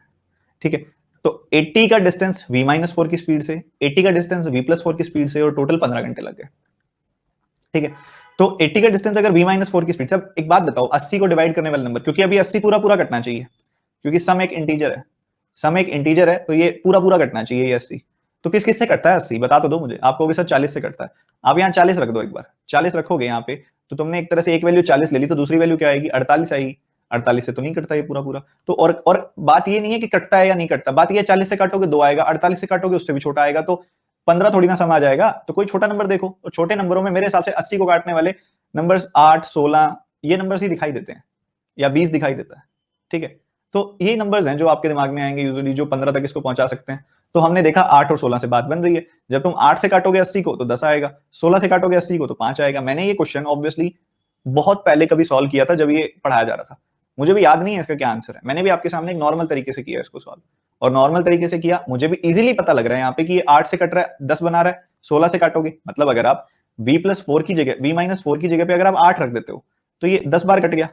v+4 की जगह ऑटोमेटिकली 16 आया, तो ये यहाँ पे कट गया 5 बार, और 10 + 5 क्या 15 नहीं होता? Hence proved, hence proved. तो हमारे पास, हमको पता चल गया कि v-4 की वैल्यू है 8, या फिर हमें पता चल गया v+4 की वैल्यू है 16। दोनों में से किसी से भी निकाल लो, v की वैल्यू 12 आ जाएगी। बताओ अभी और करेंगे ऐसे सवाल, फिर और अच्छे से क्लियर हो जाएगी बात। अभी इसको करो जल्दी से।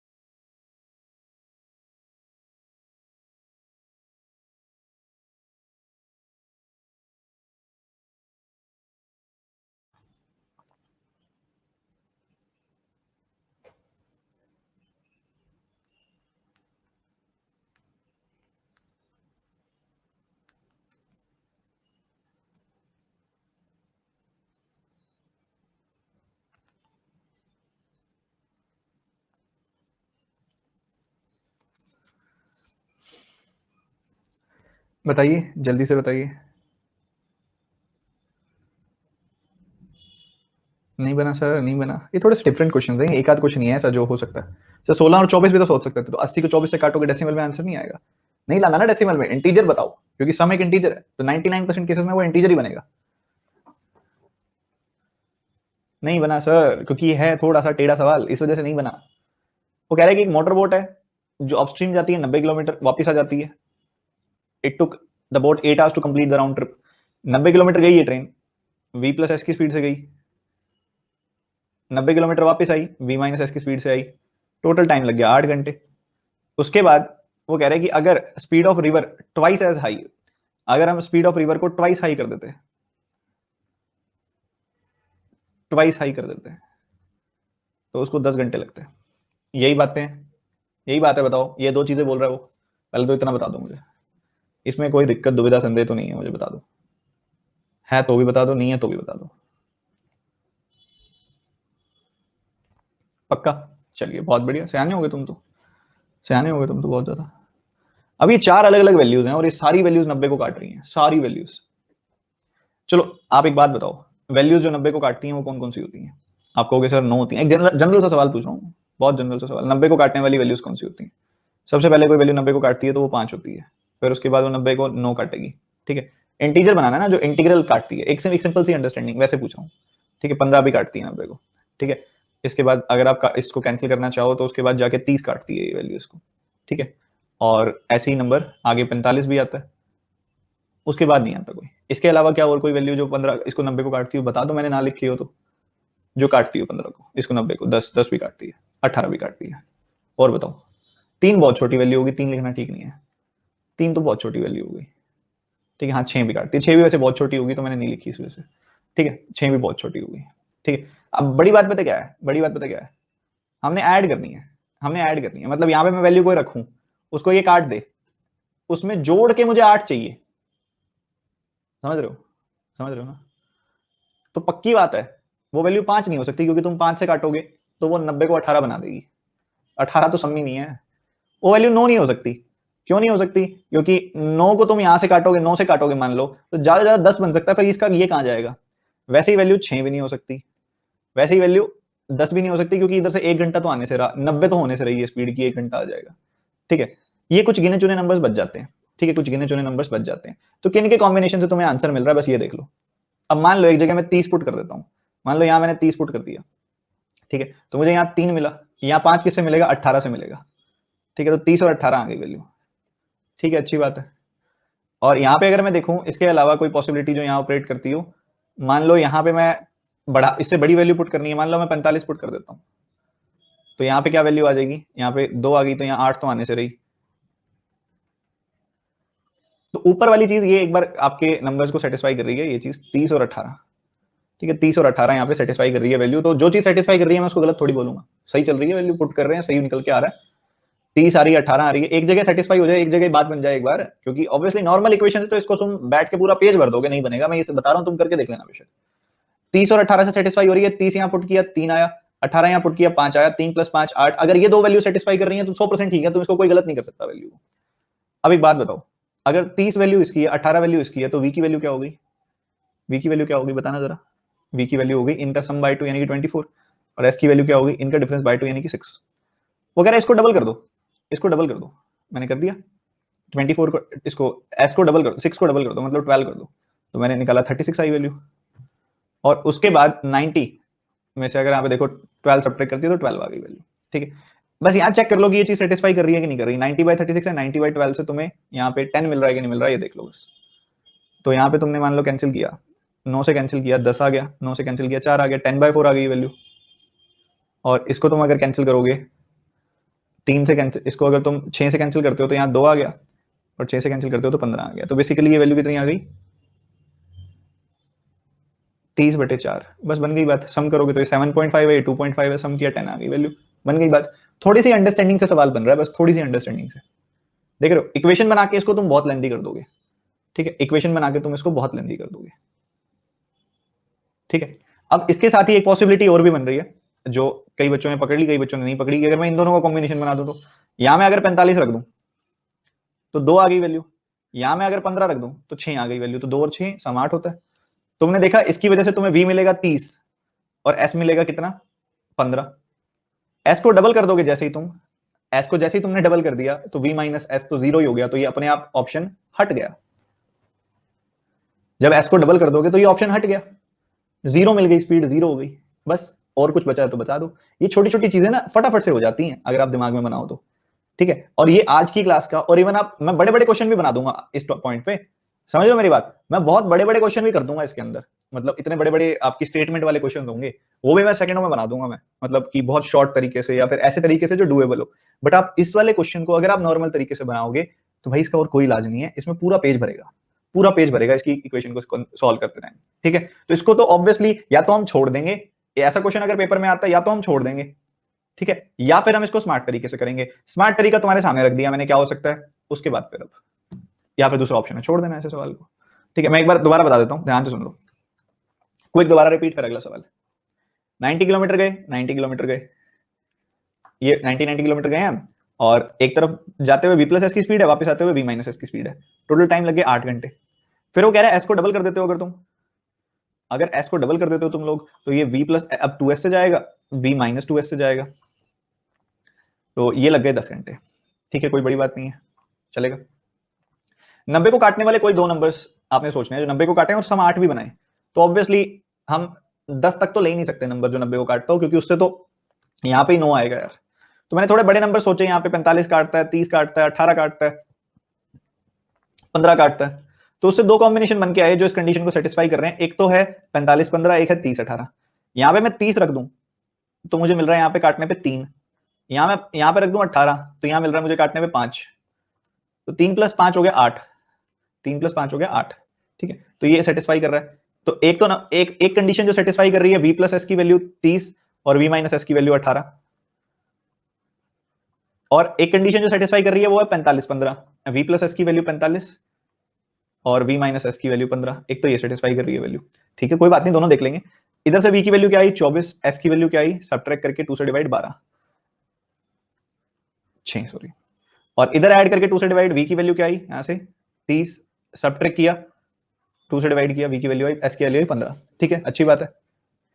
अब अगर यही कंडीशन में इसके साथ टैली कर लूंगा ना मैं, तो इधर v प्लस 2s क्या बनेगा, इधर से बनाऊंगा तो v प्लस 2s क्या बनेगा 24 प्लस 6 का डबल यानी कि 12, तो 24 + 12 ये 36 बन गया। इसमें क्या जाएगा 24 - 12 मतलब ये 12 बन जाएगा। वैसे ही अगर तुम यहां बनाते हो v प्लस 2s तो बन जाएगा तुम्हारा 60, पर v माइनस 2s बनाओगे तो 0 आ गया, इनफाइनाइट हो गई वैल्यू, तो ये पॉसिबिलिटी हट गई। ठीक है, 90/36 किया, 90/12 किया, यहाँ पे तुमने काटा पीटा सॉल्व किया, इधर 7.5 वैल्यू है, इधर 2.5, सम आ गया 10, सेटिस्फाई हो गई, मतलब ये बिल्कुल ठीक है, v की वैल्यू 24 है, आंसर आएगा B option, the only best approach, doable approach available for this question. ठीक है, चलो सर हिंदी में कुछ गलती है, देखो एक बार चेक कर लो हिंदी में अगर मिस्टेक है तो, कोई टाइपिंग मिस्टेक हो सकती है, आप एक बार इंग्लिश में रीड कर लेना इस सवाल को। चलो अगले सवाल पे मूव करते हुए फटाफट से जल्दी जल्दी, फिर इस क्वेश्चन के बाद एक आध क्वेश्चन के बाद ब्रेक भी देंगे आपको, पहले इसको बना लो जल्दी से।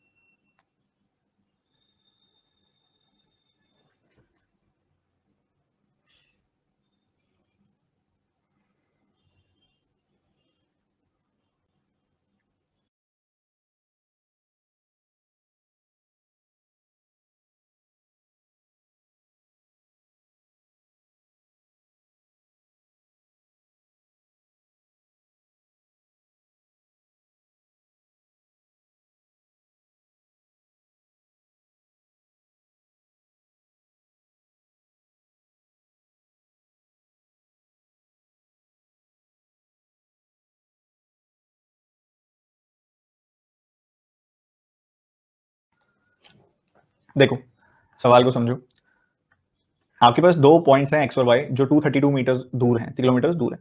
एक पॉइंट है एक्स, एक पॉइंट है वाई। इनके बीच में जो डिस्टेंस है वो 232 किलोमीटर है।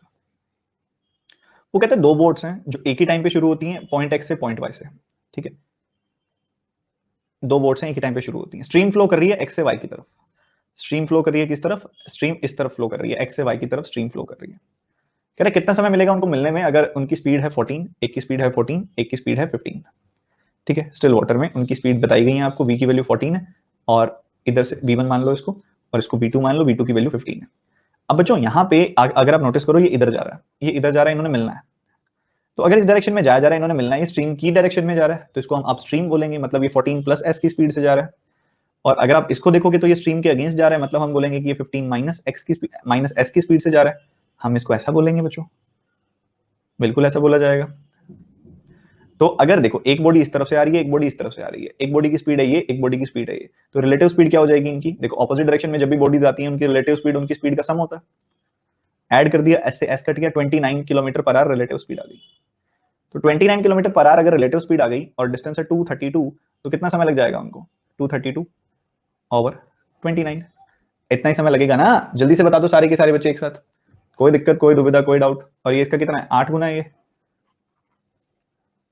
ठीक है, 8 गुना है ये, तो 8 घंटे लग जाएंगे, आंसर आ जाएगा नन ऑफ दीस। ठीक है, यही करना है ना, और तो कुछ नहीं किया हुआ इसके अंदर हमने। ठीक है, और तो कुछ नहीं किया हुआ हमने इसमें कि भाई एक पॉइंट ये है, एक पॉइंट ये है, 232 किलोमीटर दूर है, स्ट्रीम इस तरफ जा रही है, ये बंदा इस तरफ जा रहा है, ये बंदा इस तरफ जा रहा है। इसके लिए देखोगे तो ये स्ट्रीम की डायरेक्शन में जा रहा है, तो 14 अगर पर्सन की स्पीड है, एस अगर स्ट्रीम की स्पीड है, तो 14 प्लस है, देखो 14 उसकी स्पीड है, एस स्ट्रीम की स्पीड है, तो नेट स्पीड कितनी होगी? 14 प्लस एस।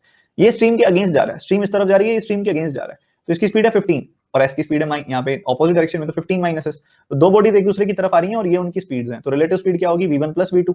सम किया, एस से एस कट किया, 29 आ गई वैल्यू। तो 232 डिस्टेंस है, 29 इनकी रिलेटिव स्पीड है, डिवाइड किया 8 आंसर आ गया। बट मजे की बात बताऊं, ऐसे कुछ करना ही नहीं था। ठीक है, अब यहाँ पे सुनो एक बहुत इंपॉर्टेंट रूल।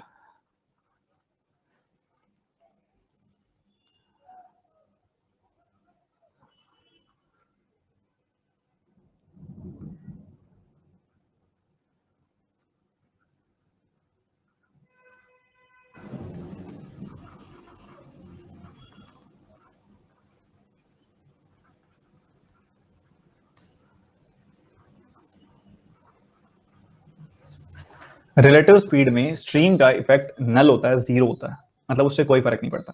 कैसे, मैं बता देता हूँ। मान लो दो बॉडीज इस डायरेक्शन में जा रही हैं, इसकी स्पीड v1 है, इसकी स्पीड v2 है। ठीक है, मान लो दो बॉडीज इस डायरेक्शन में जा रही हैं। ठीक है, एक केस ये हो गया, एक केस तो ये कर दिया मैंने, एक केस ये कर दिया मैंने, एक केस यहाँ बता देता हूँ जिसमें दोनों बॉडीज ऐसे मूव कर रही हैं।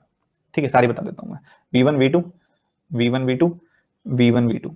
ठीक है, स्ट्रीम की स्पीड कहीं मर्जी मान लो यार, कोई फर्क नहीं पड़ेगा उससे। मान लो तुमने ऐसे मान ली, स्ट्रीम इस तरफ बह रही है, हर जगह यही मान ली तुमने। ठीक है, ऑपोजिट डायरेक्शन में मानना चाहो तो यहाँ भी मान लो, उससे कोई फर्क नहीं पड़ेगा कि चलो क्वेश्चन के अंदर इस तरफ थी तो तुम इस तरफ मान लो, कोई फर्क नहीं पड़ना वैसे। ठीक है, मान लो ये ऐसे है, ये ऐसे है, ये ऐसे है।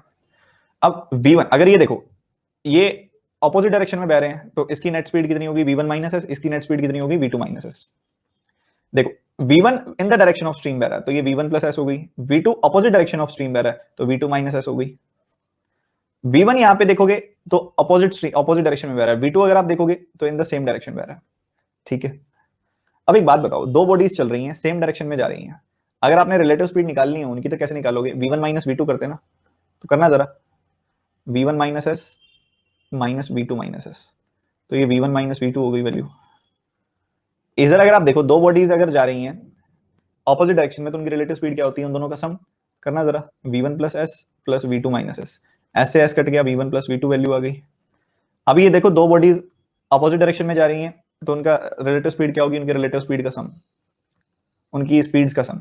तो ये देखो एस से एस कट गया, तो फिर ये v1 प्लस v2 आ गया। तो बच्चों एक बात बताओ, अगर मैं एस कंसीडर ना करता, एस कंसीडर ही ना करता, तब भी v1 माइनस v2 आती वैल्यू। अगर मैं एस कंसीडर ना करता तब भी v1 प्लस v2 आती वैल्यू। अगर मैं एस कंसीडर ना करता तब भी v1 प्लस v2 आती वैल्यू। तो क्या रिलेटिव स्पीड में कोई स्ट्रीम की स्पीड का इफेक्ट होता है? कोई नहीं होता, नल, कोई इफेक्ट नहीं होता। ठीक है, दिस इज समथिंग लाइक हमने अभी तक पिछले चैप्टर में रिलेटिव स्पीड पढ़ा है, हमने अभी तक पिछले चैप्टर में रिलेटिव स्पीड बहुत पढ़ा है। अब उस टाइम पे हमने एक चीज नेग्लेक्ट नहीं की क्या? अर्थ की मूवमेंट।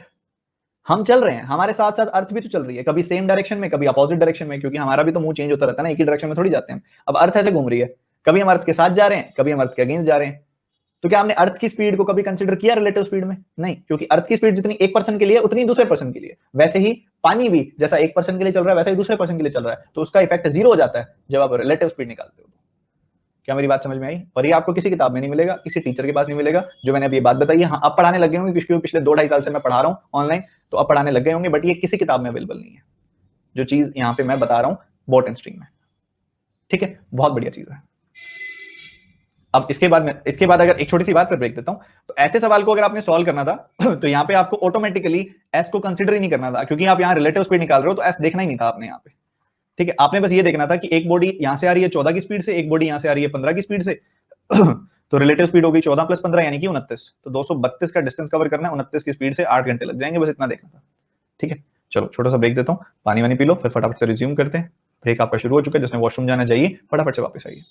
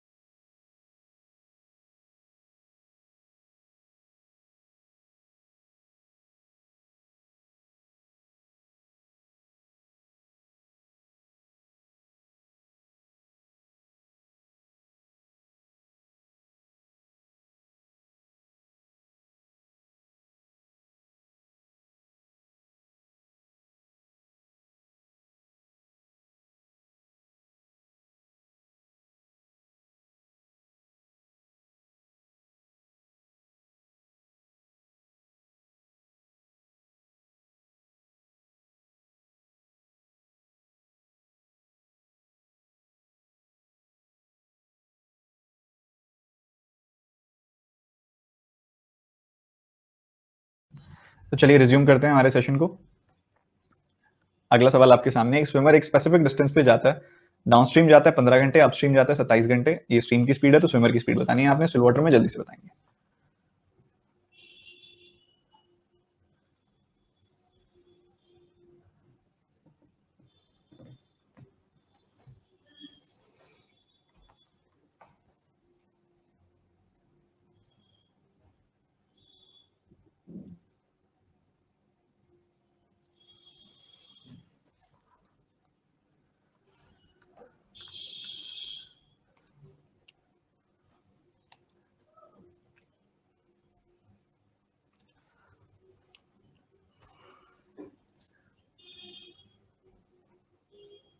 तो अभी तक जो सीखा है सेम वही सब लग रहा है इसके अंदर, कि एक डिस्टेंस पे जाया जा रहा है, 15 घंटे और 27 घंटे लग रहे हैं। ठीक है, एक डिस्टेंस पे जाया जा रहा है, दोनों जगह पे डिस्टेंस तो सेम ही हुआ। तो इस बार इसने स्पेसिफिक डिस्टेंस लिख के दोनों जगहों की बात कर ली है, तो डिस्टेंस तो कांस्टेंट ही हुआ इधर।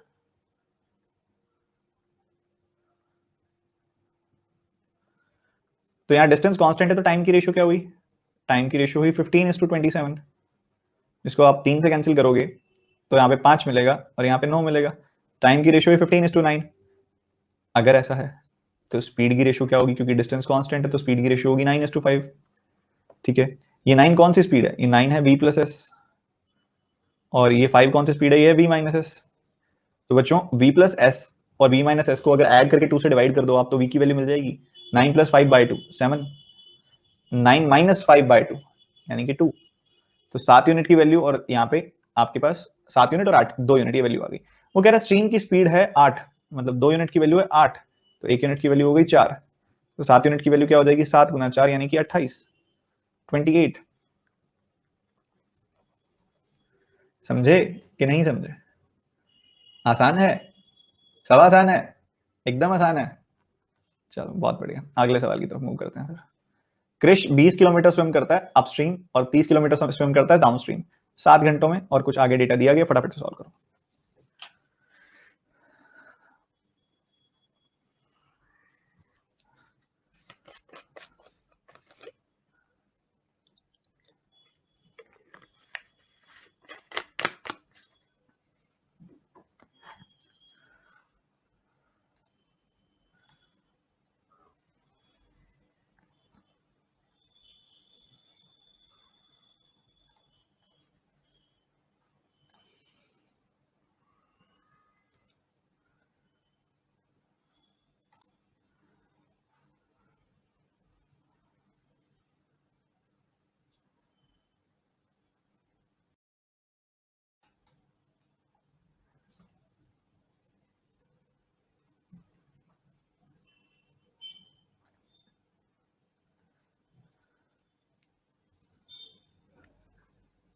देखो समझो ध्यान से, 30 किलोमीटर डाउनस्ट्रीम जा रहा है वो, 20 किलोमीटर अपस्ट्रीम जा रहा है।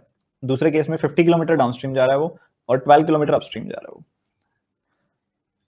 Distance over speed, distance over speed, distance over time, यहाँ पे स्पीड, इधर डिस्टेंस ओवर स्पीड। ठीक है, तो यहाँ पे आपके सामने डिस्टेंस ओवर स्पीड करते हो टाइम मिलता है। टोटल टाइम पहले कितना लग रहा है 7 घंटे, दूसरे केस में टोटल टाइम कितना लग रहा है 12 घंटे। ठीक है, ठीक है जी, अच्छी बात है, बहुत अच्छी बात है। अब सवाल यहाँ से शुरू होता है कि सर इसको कैसे बनाएंगे। इसका कन्वेंशनल तरीका सुनो सबसे पहले, वो भी अच्छा है, कई बार जरूरत भी पड़ेगी उसकी। क्या करोगे आप, 1 plus V plus S, 1 by V plus S को x मान लो, 1 बाई वी माइनस एस को आप y मान लो। इससे क्या होगा, ये बन जाएगा 30x plus 20y is equal to 7। ये बन जाएगा 50x plus 12y is equal to 12। दो लीनियर इक्वेशन से सॉल्व करनी कोई बड़ी बात नहीं होती, जो आप कर लोगे। ठीक है, एक्स और वाई की वैल्यू आ जाएगी, उस हिसाब से आप वैल्यूज कैलकुलेट कर सकते हो। ठीक है, एक सिंपल सा इसका तरीका है। इसके अलावा और क्या होता है, फिर थोड़ा अंडरस्टैंडिंग देख लेते हैं यार। अब ऐसा कोई नंबर, देखो v प्लस एस और v प्लस एस, जो नंबर यहां लिखा जाएगा वही नंबर यहां लिखा जाएगा। ऐसा देखो, यहां इंटीजर है, इधर भी इंटीजर है, इधर भी इंटीजर है, जो नंबर यहां लिखा जाएगा वही नंबर यहां लिखा जाएगा, इस बात की श्योरिटी है हमें। तो ऐसा कोई नंबर जो 30 को भी डिवाइड करता हो और 50 को भी डिवाइड करता हो, ऐसा कौन सा नंबर है 30 को भी डिवाइड करे 50 को भी। तो मेरी कॉल यहाँ पे आई कि एक नंबर है 5 और एक नंबर है 10, इसके अलावा कोई नंबर नहीं है। ठीक है, तो 5 या 10 हो सकता है, यहाँ पे 5 या 10 हो सकता है। एक नंबर जो 20 को भी डिवाइड करे 12 को भी डिवाइड करे, ऐसा नंबर या तो 2 हो सकता है या 4 हो सकता है, और इसके अलावा कोई नंबर बना नहीं है यहाँ पे। तो चेक कर लेते हैं क्या दिक्कत है। देखो मैं यहाँ पे देखा 5 से काटूंगा 6 आएगा, 10 से काटूंगा 3 आएगा। 5 से चेक करने का यहाँ पे कोई लॉजिक नहीं है यहाँ पे, क्योंकि 5 से काटोगे 6 आएगा, यहाँ पे एक तो आने से रहा, 20 तो आएगा नहीं, बी माइनस एस, अगर ये 5 है तो 5 से चेक करना, तो यहाँ से मेरा हो गया काटा। 10 से ही चेक करूंगा मैं तो सीधा। ठीक है, 10 से चेक करते हैं, चलो 10 रख के चेक करते हैं। 10 से चेक किया, यहाँ पे क्या आया 3, यहाँ पे आया 3, 3 चला गया इस तरफ, 3 आएगा ना कट के, तो 3 इधर चला गया, 7 में से 3 गया 4, 4 से काटा इसको, v माइनस एस की वैल्यू क्या आ गई 5। ठीक है, 5 आ गई v माइनस एस की वैल्यू। ठीक है, चलेगा, बहुत बढ़िया। यहाँ पे हमने 10 से काटा इसको, ये 3 आ गया, इधर चली गई वैल्यू, इधर से काटा इसको, 7 माइनस 3 किया, और यहाँ पे वैल्यू आ गई 5।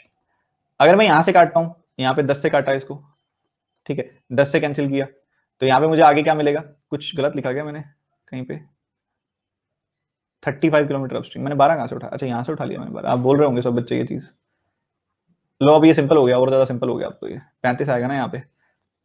तो यहाँ पे तो दो पॉसिबिलिटी थी, उसमें से हमने 10 ले ली, क्योंकि 5 से ये कितना बड़ा नंबर आ रहा था कि ये 7 तो बनेगा नहीं, जिससे एक तो आ नहीं सकता आगे। और यहाँ पे देखोगे 20 और 5, 20 और 35 सिर्फ और सिर्फ 5 से कटते हैं, तो यहाँ मेरे लिए इकलौती पॉसिबिलिटी 5 निकल के आई, यहाँ पे इकलौती पॉसिबिलिटी 10 निकल के आई। मैंने पुट करके चेक कर लिया, 10 से काटा 3 आया, 5 से काटा 4 आया, 3 प्लस 4 7, 10 से काटा 5 आया, 5 से काटा 7 आया, 7 प्लस 5 12। तो बस बात खत्म, v प्लस एस की वैल्यू आ गई 10, v माइनस एस की वैल्यू आ गई 5। हमने बताना है speed of Krish in still water, add करके कर दो 2 से डिवाइड, v की वैल्यू आ जाएगी 7.5, 7.5, नन ऑफ दीज आंसर तैयार। बताओ, कोई दिक्कत, कोई दुविधा?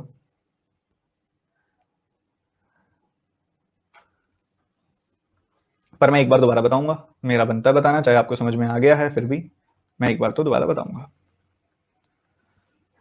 30 किलोमीटर अपस्ट्रीम डाउनस्ट्रीम गए हैं, 20 किलोमीटर अपस्ट्रीम गए हैं, 30 किलोमीटर डाउनस्ट्रीम और ये 20 किलोमीटर अपस्ट्रीम। डाउनस्ट्रीम स्पीड मतलब v प्लस एस से ट्रेवल किया होगा, अपस्ट्रीम स्पीड मतलब v माइनस एस से ट्रेवल किया होगा। तो टोटल टाइम कितना लग गया 7 घंटे। इधर अगर आप देखोगे 50 किलोमीटर पर आवर, इधर sorry 50 kilometre down stream, 35 kilometre upstream. यहाँ ट्रैवल किया v प्लस एस से, यहाँ ट्रैवल किया v माइनस एस से, टोटल टाइम लग गया 10 घंटे। ठीक है जी, बहुत अच्छी बात है। अब जो वैल्यू यहाँ पे आएगी वही वैल्यू यहाँ पे आएगी। 30 और 50 को काटने वाले दो नंबर्स होते हैं 5 और 10, 5 और 10। ठीक है, और 20 और 35 दोनों को काट देने वाले नंबर होता है सिर्फ और सिर्फ 5। ठीक है, अब मैं यहाँ पे ना रख नहीं सकता, मैं 10 5 नहीं रख सकता। पता क्यों? अगर मैं यहाँ पे 5 रखूंगा ना, 5 से काट दिया, मुझे 6 मिल गया यहाँ पे, तो इधर से 1 आना चाहिए। 1 कब आएगा? जब v माइनस एस 20 होगा। अब ऐसा तो हो नहीं सकता कि v प्लस एस 5 और v माइनस एस 20, ये तो इलॉजिकल बात हो गई ना। तो मैं इसलिए 5 रख नहीं सकता, या 5 का कोई लॉजिक ही नहीं है। इधर सिर्फ 10 रख सकता हूँ मैं। ठीक है, 10 से काटा 3 बार कट गया, 5 से काटा 4 बार कट गया, 3 + 4 7। 10 से काटा 5 बार कट गया, 5 से काटा 7 बार कट गया, सॉरी यहाँ पे फिर मैंने गलत लिख दिया, 12 आएगा। ये आ गया 12, दोनों जगह सेटिस्फाई हो रहा है, बात खत्म, नन ऑफ दीस। ठीक है, कई बच्चों का ये कहना होता है सर ऐसे भी तो हो सकता है ना कटे, या फिर ऐसा भी तो हो सकता है कि ऐसा कुछ बन जाए 4.5 और 2.5, उसका सम भी तो 7 आता है। अब इस पे सवाल आ जाता है ह्यूमन एक्सीलेंस ऑफ सिलेक्टिंग और क्रिएटिंग अ क्वेश्चन। जो ह्यूमन आपका बेसिकली क्या होता है, जब ये क्वेश्चन क्रिएट किया जाता है ना, तो इसको उल्टा सोच के देखो। एक इंसान जो क्वेश्चन क्रिएट कर रहा है, अगर वो जानबूझ के क्रिएट करना चाहे डेसिमल में, तब उसको बहुत ज्यादा एफर्ट देना पड़ता है। पर इंटीग्रल कटने में बहुत ही सिंपली वो बना सकता है ऐसा सवाल। और जब जब वो ऐसा क्रिएट करने की कोशिश करता है, वो यहां ध्यान देता है कि यहां डेसिमल बने, ना कि यहां पर। बना भी सकता है, ऐसा नहीं कह रहा मैं, पर 99% केसेस में वो नहीं बनता। आज तक तो पेपर में ऐसा कभी आया नहीं है। आएगा भी तो उसके लिए मैंने आपको अल्टरनेटिव सॉल्यूशन तरीका बता दिया, 1/v + s और 1/v - s को आप एज्यूम करो xy, उसके अलावा फिर इसका और कोई तरीका नहीं है। ठीक है, चलो भैया अगले सवाल पे मूव करते हैं। ये भी मिलता जुलता क्वेश्चन है, जल्दी बनाओ, इसका आंसर चाहिए मुझे सबसे।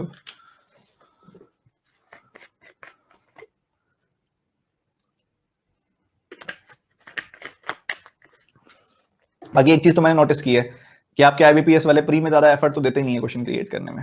बड़े सीधे सीधे कटने वाले नंबर्स होते हैं, टॉप में ही उसके ऑप्शंस में आंसर्स होते हैं। मैं यही देख रहा था कि पेपर अब बड़ा सिंपल होता जा रहा है प्री का, तो सीईटी की जरूरत आन पड़ी है। मैं बस ये दुआ करता हूँ कि सीईटी मुश्किल बनाया जाए। मजा तभी आता है, अच्छे बच्चे तभी सिलेक्ट होते हैं। अगर सीईटी आसान आया ना बच्चों, फिर तुम ही परेशान होगे। तुम बोलोगे सर मैं तो मेहनत करने वाला हूँ, फिल्टर ही नहीं कर पाओगे आप फिल्टर ही नहीं कर पाओगे, आप परेशान हो जाओगे। आपको पता है, अगर पेपर आसान होता है ना, सबसे बड़ा नुकसान उन बच्चों का है जो मेहनत करते हैं। कभी सोच के देखना। अब एक बात बताओ, मान लो एक पेपर आया जिसमें 35 क्वेश्चन है, मान लो वो भयंकर आसान क्वेश्चन आए हैं। तुम उस पेपर को 16 मिनट में बना के बैठ गए, पेपर था 20 मिनट का, और जो अति नालायक बच्चा था उसने भी 20 मिनट में बना ही दिए 35। तो फिल्टर आउट कैसे हुआ बच्चा, मुझे ये तो बता दो। आपके और उसमें फर्क क्या रह गया? फिल्टर तो नहीं कर पाए बच्चा वो। तो आइडियल है कि आप 20 मिनट लगा के आपसे सिर्फ 25 ही बने, इतना टफ क्वेश्चन पेपर आया हो। और जो नालायक होगा उससे 5 भी नहीं बनेंगे उसमें, जो पढ़ के नहीं गया होगा। ठीक है, तो अच्छी बात होती है मुश्किल पेपर आना। सर मेंस में है फिल्टर, मेंस का फिल्टर संभाल लोगे? फिर फिल्टर दोनों जगह पे होना चाहिए, एक जगह पे फिल्टर भी ठीक नहीं होता, उसका भी एक कारण होता है। मेजोरिटी जो वाइप आउट होती है ना, वो प्री में हो जाती है। ठीक है, इसलिए आसान पेपर बनाना नुकसानदायक हो जाता है। कई बार क्या होता है, एक दिन अच्छा नहीं होता आपका, मे बी आपसे क्वेश्चन ना बने, एक दिन ऐसा हो कि आपसे 1-2 क्वेश्चन ना बने, may be it's not your best day, तो आप सिर्फ 1-2 क्वेश्चन के चलते बाहर निकल गए। लॉजिक नहीं है ना इस बात का। तो पेपर अच्छे लेवल का होना चाहिए ताकि 1-2 क्वेश्चन पे जज ना हो, एक्सीलेंस जज हो।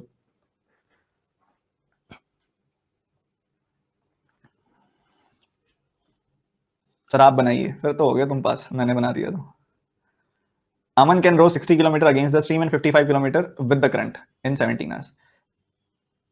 55 km with the current, 60 km against the current, और टोटल इस भैया को लगे हैं 17 घंटे।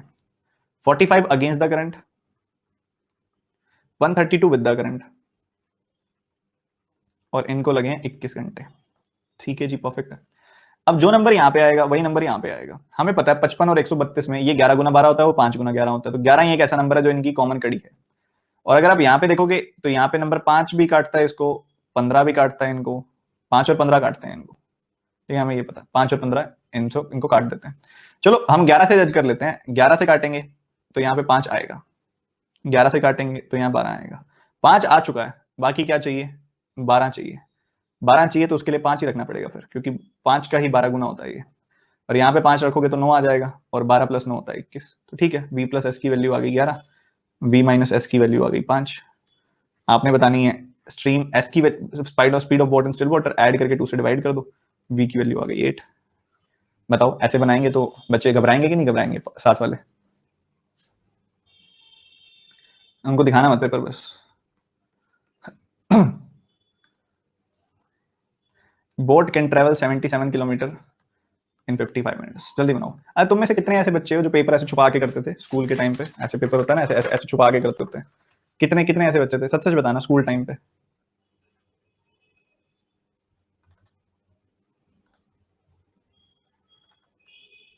उस टाइम तुम्हारे साथ वाले को जिसका पेपर, जो पेपर देखना चाह रहा था और तुमने नहीं दिखाया था ना, उसी की बद्दुआएं आज लग रही हैं। इसी वजह से मॉक टेस्ट में या पेपर के टाइम पे कोई ना कोई वही टॉपिक आ जाता है जो तुम पढ़ के नहीं जाते। पेपर में वही टॉपिक आ जाता है जो तुम पढ़ के नहीं जाते। और जिन्होंने पेपर दिखा के पास कराया है वो देख लो, फिर अब वही टॉपिक पे क्वेश्चन आते हैं जो पढ़ के जाते हैं। आप क्या करते थे? मैं दोनों तरह से था। मैंने स्कूल टाइम में बहुत पेपर छुपाया है, तो स्कूल टाइम में मैं बिल्कुल उस टाइप का बच्चा होता था कि यार मेहनत की मैंने की है, मैं क्यों दिखाऊं। पर कॉलेज टाइम पे मैंने बहुत पास कराए हैं बच्चे, मतलब लिटरली मैं पेपर करके शीट्स, मेरी मेरी सारी शीट्स क्लास में होती थी दूर दूर तक।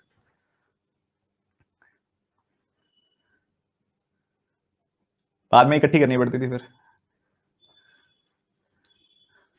तो फिर मैंने वो ना, मेरे वो पापों की भरपाई कर दी फिर मैंने बाद में, स्कूल वाले।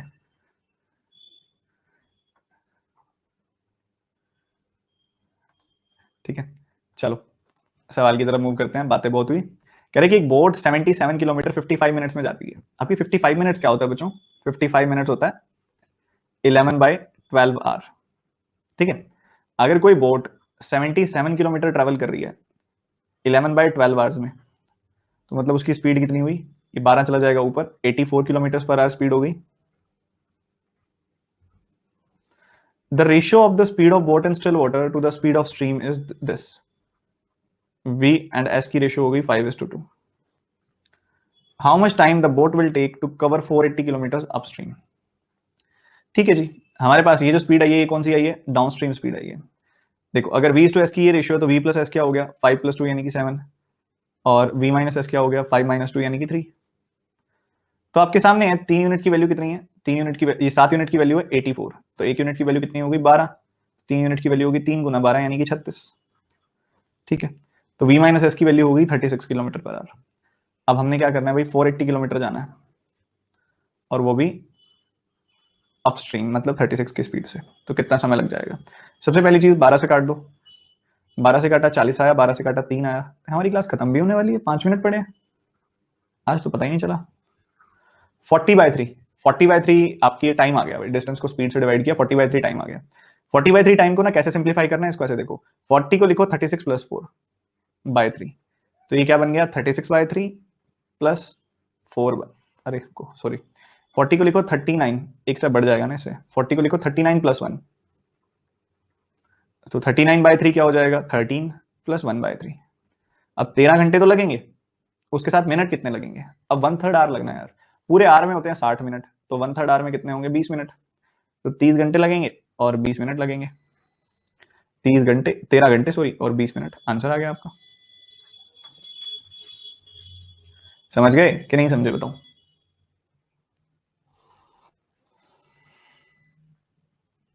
क्लियर है ना? कुछ ऐसी दिक्कत है ही नहीं सवाल में यार, आसान सा सवाल था। करो करो, एक क्वेश्चन और करो, भी टाइम बचा हुआ है। The speed of boat in still water is 250% more than the stream speed, and the total time taken by the boat to cover this and this is 12 hours. Find the speed of boat in still water. जल्दी बताओ फटाफट से। आज भी एक special class भी है आपकी। अब मैंने एक वो रेस सीरीज का टाइम ही चेंज कर दिया, रेस सीरीज शाम को लिया करूंगा 7:30 बजे। ठीक है, थोड़ा सा एक्स्ट्रा पढ़ाना चाह रहा हूँ मैं। तो रेस सीरीज शाम के समय एक मिक्स्ड प्रैक्टिस की क्लास होगी। कई बच्चों का सवाल होता है कि सर हम प्लस वाले बच्चे स्पेशल क्लास में आए कि ना आए। आइडियली आपकी प्रायोरिटी है क्लास रिवाइज करनी, क्लास के सारे कॉन्सेप्ट समझने प्लस क्लास के, और होमवर्क अच्छे से कंप्लीट करना। इतना कर देने के बाद सिर्फ मेरा नहीं, सारे सब्जेक्ट्स का आपके पास टाइम बचता है तो बहुत खुशी से हो। पर आगे दौड़ पीछे छोड़ नहीं करना कि क्लासेस तो बहुत कर रहे हैं, सेल्फ स्टडी कर ही नहीं रहे, ये मत करना बस।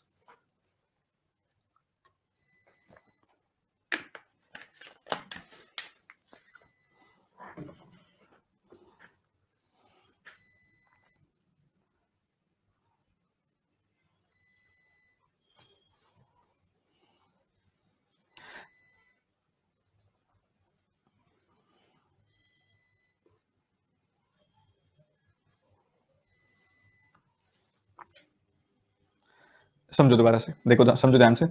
स्ट्रीम स्पीड अगर 2 है तो उससे 250% यानी कि 5/2 ज्यादा, यानी कि 5 ज्यादा स्ट्रीम की speed of water still water 7 है। ठीक है, तो ये आपके सामने है। अब हमें पता है कि अगर ऐसा है तो v प्लस एस की वैल्यू क्या होगी 9, और v माइनस एस की वैल्यू क्या होगी 7 - 2 यानी कि 5। ये स्पीड्स की रेशियो है। डिस्टेंस की रेशियो क्या है, मान लो इसको मैं 25 से कैंसिल करता हूँ, ये 25 का 7 गुना, ये 25 का 9 गुना, तो आपके सामने ये स्पीड की रेशियो आई।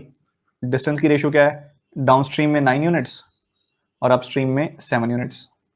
ये स्पीड की रेशियो है, ये डिस्टेंस की रेशियो है। अगर ये स्पीड और डिस्टेंसेस की रेशियो है तो हम टाइम की रेशियो अगर निकालना चाहें तो निकल जाएगी। डिस्टेंस को स्पीड से डिवाइड करते हैं, टाइम मिल जाता है। तो 9 को 9 से डिवाइड कर दो, 7 को 5 से डिवाइड कर दो, तो ये क्या मिल गया 1:7/5, जो कि क्या होता है 5:7। पर टोटल टाइम तो 12 घंटे लगा है, तो 5:7 को 12 घंटे में ब्रेक करोगे तो 5 घंटे और 7 घंटे मिल जाएंगे। ठीक है, डाउनस्ट्रीम में 5 घंटे लगे हैं, अपस्ट्रीम में 7 घंटे लगे हैं। आपने बतानी है speed of water and still water. तो यार डाउनस्ट्रीम में 225 की स्पीड है, 225 डिस्टेंस है, वहां 5 घंटे लगे हैं। अपस्ट्रीम में 175 का डिस्टेंस है, वहां 7 घंटे लगे हैं। यहाँ स्पीड कितनी हो गई 45, यहाँ स्पीड कितनी हो गई 25। तो ये v प्लस एस है, ये v माइनस एस है।